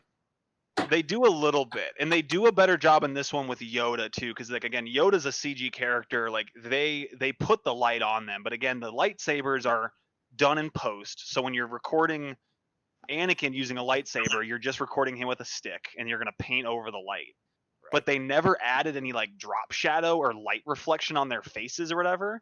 And again, it just made fights in episode 1 and 2 like feel very like flat because like they weren't bringing the light of the lightsaber in, they weren't bringing it into the world to make it feel like it was there. But they do a better job in the third one of doing that, which I like, obviously. Yeah. But it was just like it's like the easiest thing to catch, and like I don't know why the VFX team never did it, but like it just to me it just like makes the lightsabers look kind of corny in episodes 1 and 2, even though like it should be so much cooler to watch. And I'm just like, I don't think that lightsaber is there. You know, like, again, it's all about that suspension of disbelief for me. Right. Yep. But like the lightning in this one looks great because like again like it emits light and it like adds crackles and like it shakes the light and the shadows up a little bit. And they just do a better job of it overall. And I'm just like, do it in the like if you're gonna remaster something, remaster that. Like add in those in episodes 1 and 2 and like give me some light reflection or something. Make it feel like the thing's there. This movie is just so freaking good. It's pretty great. It's pretty fun. But Yeah, even it's really fun. I really enjoyed watching it actually. Well, and I was gonna say, Dave, this kind of had the effect that I was hoping it might have, is that you found your appreciation for 3. Which I did. Me and Swanee's biggest problem was that you just refused to admit that it's a good, if not great, if not amazing movie. It's a good movie. It's an amazing movie. All right, we can agree. We got him to say good, Dan. So we'll take it. I know. I'll take good. Again, like I'll watch that. I'll watch that a lot. I'll do. I will. I won't watch it nearly as much as I watch Empire and A New Hope and some of the. Honestly, maybe some of the newer ones. But like, I will watch that if it's on, and I will enjoy it. I'm not gonna shit on it as much. But you know, next time just like have better dialogue for your 2 main characters, so I believe their love story is more real than it is. Yeah, that's. I mean, that's probably the biggest thing. Because it's the whole point of it. Like that's like one of the only. It's like the whole point of why he does what he does is because he loves her so much. So it's like make me believe that, bro. Like don't just give me like soap opera drama. Like you got to make me feel that shit. Right. You know, it's like you're going against your whole teaching of being a Jedi is like doing this with her. So like you got to make me believe that, and they don't do a great job of that. Yeah, and that's completely fair. And that, I mean, that's my only real criticism for 3. Yeah. Is that their scenes are still bad. Everything else is amazing. I don't know you anymore. Oh my god. All right, that scene's good, guy. Relax. Oh, also, just one more note before we possibly go into the rankings.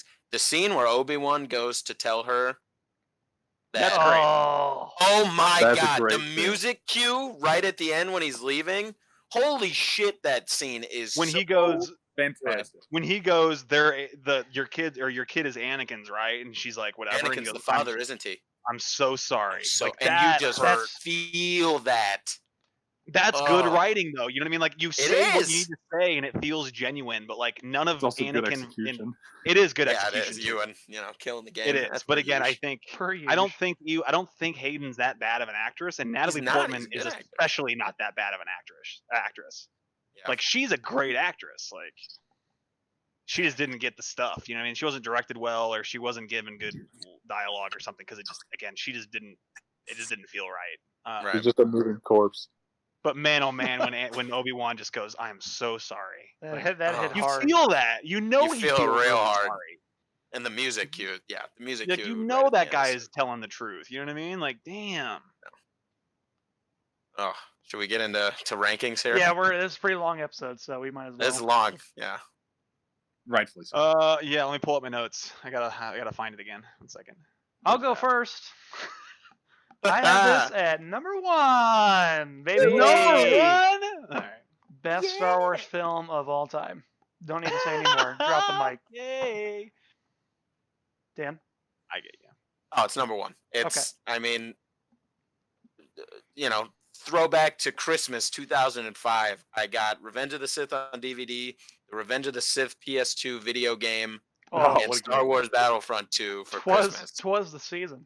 It was the most amazing Christmas break of my life. I think I watched the movie like 10 times in 2 weeks and played the game, loved the game. I mean, this movie is a lot of it's nostalgia for sure, because this is my favorite movie from my childhood as growing up as a Star Wars fan. But I also, whenever I go back and watch this movie, I'm like, yeah, this Ewan McGregor makes this film that much better than it already is to me. I think all of the stuff with Anakin's great. I think, all of the Republic and the Rise of the Empire is done really well in the movie. And I just love this film. I think it's amazing. It's my favorite Star Wars movie to watch. If I had to pick one to watch for the rest of my life, it'll be this one every time. Easily. Yeah. And I will always hope that Anakin makes the right decision when it's Sidious Every versus time. Anakin. I'm like, it's going to be different. Every time I think, you know what, this is the one. It's not, but I just love this movie. Tragic. Jake, what do you got? Yeah, what do you got, Jake? That number 4 for me. 4. Okay. Yep. I like yep. that. And that's no knock. That's no knock at all. I think it's a fantastic movie, masterfully done. I don't want to say I have sour grapes, but this is a backstory for when I went to see this movie in theaters. Great movie all the way through, but we're finally getting to the climax at the end. We have this great speech, this great talk between Anakin and Obi-Wan. It's really getting me emotional in the theater with my dad. And Anakin hops back to jump into a fight with Obi-Wan, and boom, the screen goes fuzzy. And I miss the rest of the movie. Whoa. You can hear it, but you can't see what's going on. No. It was brutal. Absolutely That is brutal. Tragic, man. Absolutely brutal. Hollywood did you dirty. That's They yeah, robbed they you did. of a great movie. The rave gave us a gift card to come back, and I asked my dad, we can use that. We can go see the movie again, right? He goes, no, we're not wasting our money on going to see the same movie again. It's like, That's God. funny. That's No, horrible. but yeah, I think it's a great movie, and it's definitely got the best action scenes in probably all of Star Wars that I can think of. Oh yeah. Some of the best, honestly, some of the best writing. I know some people might disagree with that, but I think it is fantastic. Thank you, I think Jake. from the first 3, yeah, I think again some of the drama is done a little bit better than even the original stuff. It just makes me feel it. I feel it. I get you. feel it. I get you. And not a lot of movies successfully do that in general. I don't think. That's fair. That's fair. And I hurt when Obi-Wan hurts at the end. It made me Oh, super we all connected to Anakin. Yeah, he crushes me, man. I'm Yeah. really excited for Yeah. his show. I think That they're show gonna is do a gonna be good job. so good. I'm really I down think it for could be that. really good. Is that his time on Tatooine? What are they doing with him there? Yeah. Yeah. Okay. It's post, looking forward to that. Revenge of the Sith. Yeah, I'm excited for that for sure. What do you got, Dave? You're gonna I hurt got- me with this, aren't you? I probably will. I apologize beforehand. I got it at 6. Ah! I have Oh, it at that- 6. Again, I think with a little bit 6? more. I think with a little bit more. Maybe another watch through of the newer stuff too. I might edit some What stuff in the around. crap But do you have in front of it? do you want to No, know right now? No, we don't want to know, Can't but know, I'm can't know. asking. We know Empire Again, and New this Hope is are in front this of it, is that's it. me purely off of the idea of if I have all 11 movies on the table, which one I'm grabbing in order of watching in sequence. Like You couldn't it's at scratch top 6. Like 5? I will grab 5 other movies before I grab this one. Still, You Which can't is scratch top ridiculous 5. to me. again, I think with a little finesse, I could probably get it a place or 2 above. Again, I think they're interchangeable at that point. There's a With few a there that little are interchangeable. Finesse. I- Sir, Well, no, it again, should I just think be a 4. simple grab and go. No, it's not. I It's not. ranked it It's at a 4, little and I bit still more think I'd complicated. grab it first. Yeah, you do, Jake. No, I think really do. again, mean, if you're I have if other you're stuff just that I wanting like to watch. watching. You just got nothing to do, and you want to see some crazy good action and stuff. This is your go-to movie. That's fair. Absolutely. No, again, That's hey, I respect your choices. Respect mine, please. I respect the hell out of your choice. It's Thanks, not man. you. That's fair. No, I I'm won't kidding. take that. No, I think it's interchangeable with 1 or 2 above and below it. But again, I didn't grow up with them as you guys did. I didn't grow up with these movies in the same way that you guys grew up with them. So I'm just in a little different boat. A little bit more probably on like a millennial opinion side of that one versus like a Gen Z thing. But Fine. Yeah. Sadi, Well, what grade were we in when this came out? I'm trying to think.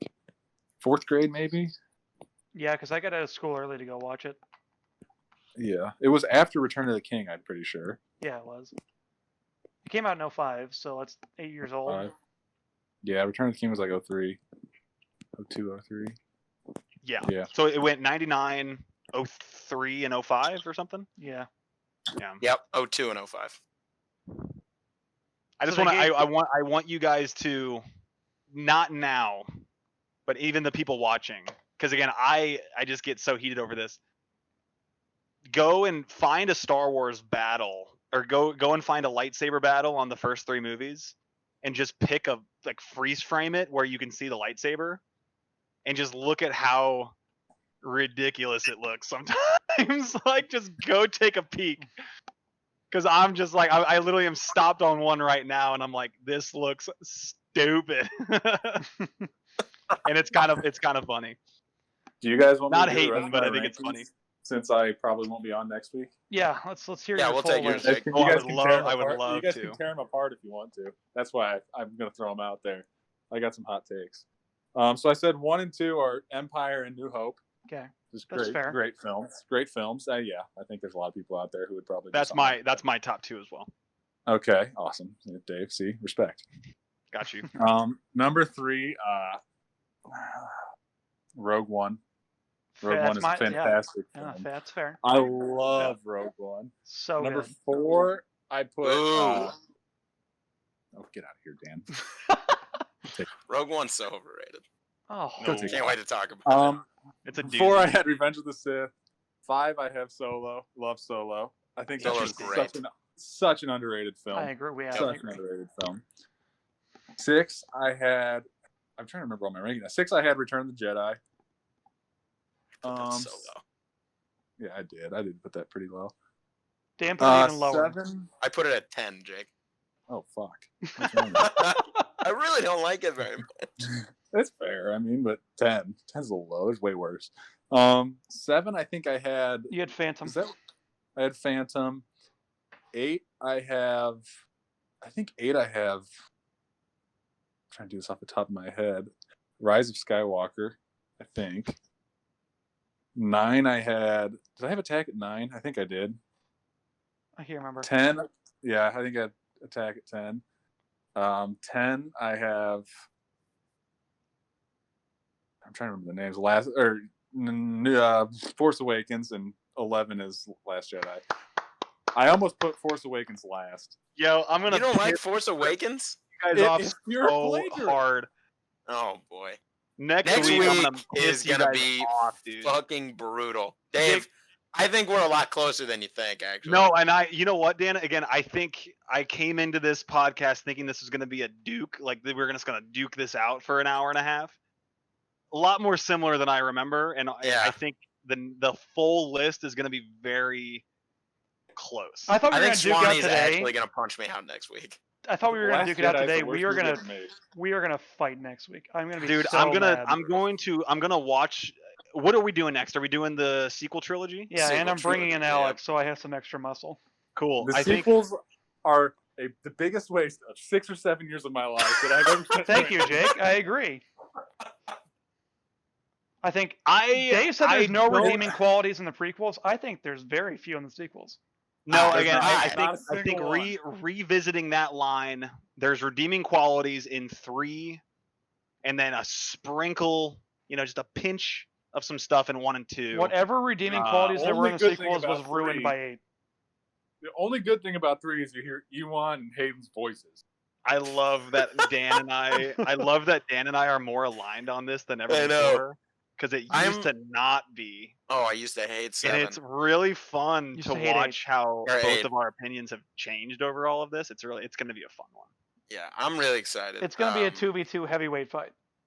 Well, I'm actually just really excited to rewatch this trilogy. I am back to not, back. dude. This is going to be. I've never done it. I've never. I haven't done it. So I've never. I done watched 7 and 8 before 9, but I didn't watch. I have not watched 7, 8, and 9 together. I so. can solidly say I am not excited this week. I think I'm gonna watch. I actually think I'm gonna watch. I'm might do, depending on Rogue the One time, and I Solo. might do Rogue One Solo and maybe go into the Well, prequel let's or the save sequel Rogue One and trilogy. Solo for another. We kind of got to do it soon though, because we got to get the full list out. You know, And then we got to But do. we can figure that out. Yeah, You know, I'd we're love kinda to see what the smoking- listeners think too. smoking Again, air. I think some of our lists are actually more similar than we think they are. Yeah. They just and I differ think with that'll a be few interesting. movies. I think so, Right. yeah, and I think that's a fun one. There's a good debate to be had over Well, it. like too. I think me and Swanee's top 3 is the same. close to, if not the same. No, but it's then after not that, because of 3. Remember my third one. oh, I know what your number 3 is, Yeah. and my number 3 was A New Hope. But we'll get into that. I'm really, We'll get I'm really into that, excited yeah. to go over it though. I'm think, really honestly, excited. I think, yeah. I think we're gonna skip the rest of the segments. That went obviously way longer That was such a than our long- intended Let's just do drink of the duration. week and get the hell out of here. Yeah, we'll do them quick. Drink of the weeks. I had a glass of wine. What kind Pinot. of wine? I don't remember the brand. You I think are it was Aldi. horrible about remembering. It was Winking Owl. There you it's go. it's the Aldi brand. It's a Gotcha. $2.99 Oh. bottle of wine, and it's pretty Ooh. good. I can't There say you no go. to that. Like $2 or $3 a bottle or something. It's pretty great. Jake, what about All you? right, over there? Jake. Oh, you know it. Got that We're losing. espresso black stuff. It's great. Oh, There Nespresso we go. black the coffee. Nespresso black Nice. coffee. That's the good stuff. Swanee, what'd you have? Since I'm not feeling great this week, I had water. Hey, Woo! boo-boo-boo. Sponsor That was us, one of my water. drinks of the week. Sponsor Water. us. Nerd. What a loser! He doesn't I'm kidding. drink. Health first. Health first. Health first for sure. I Everyone had take care of yourself. Captain Morgan and Diet Coke Nice. with a little bit of ice. This is delicious. So a It's my- previous sponsor and a new drink. Right. So, a little twofer. It's Wow. my father's favorite drink, Captain and Diet. So I thought I'd give him a little like shout out. like father, like son. Oh, yeah. We lost Jake. I think he must have did. lost his internet connection. No worries. Shouts out to Jake. Yeah, Shouts thank out you. to Jake. You can't hear it, but thanks for coming, Jake. That was awesome. Yeah, that was really Really really liked having a fun. guest. We'll try to keep some friends coming on the podcast. I think we got a couple other people that want to hop on, and we'd love to have them Alex, on too. the So motherfucking great Swanson is next week. I'd love to get D'Angelo My on here own- at one point my own too. blood. I would love to get D on here, yeah. That D is a Harry Potter pod. Dude, I would love to go through the Harry Potter. movies. That's what I want to do because I We'd need have to to rewatch split 'em those. up. Yeah. Oh yeah. for sure. But One I would through love three. to go through those. I need to rewatch those. I would love Four to through rank eight, guess. those. Four I through think we've seven. ranked them before, but I think everyone's rankings were totally different, and that's Yeah, the fun I one. really do. I'm And I down for that. also I would love to just rewatch them because I haven't watched them in a minute. So, It's been a hot minute. and then even like we said earlier, Pirates of the Caribbean, going through that trilogy would be a fun one, or even maybe just It's the a first one. quintilogy now. Quintilogy, five of 'em. yeah. And the But last going two are through fucking the awful. original Pirates would be awesome.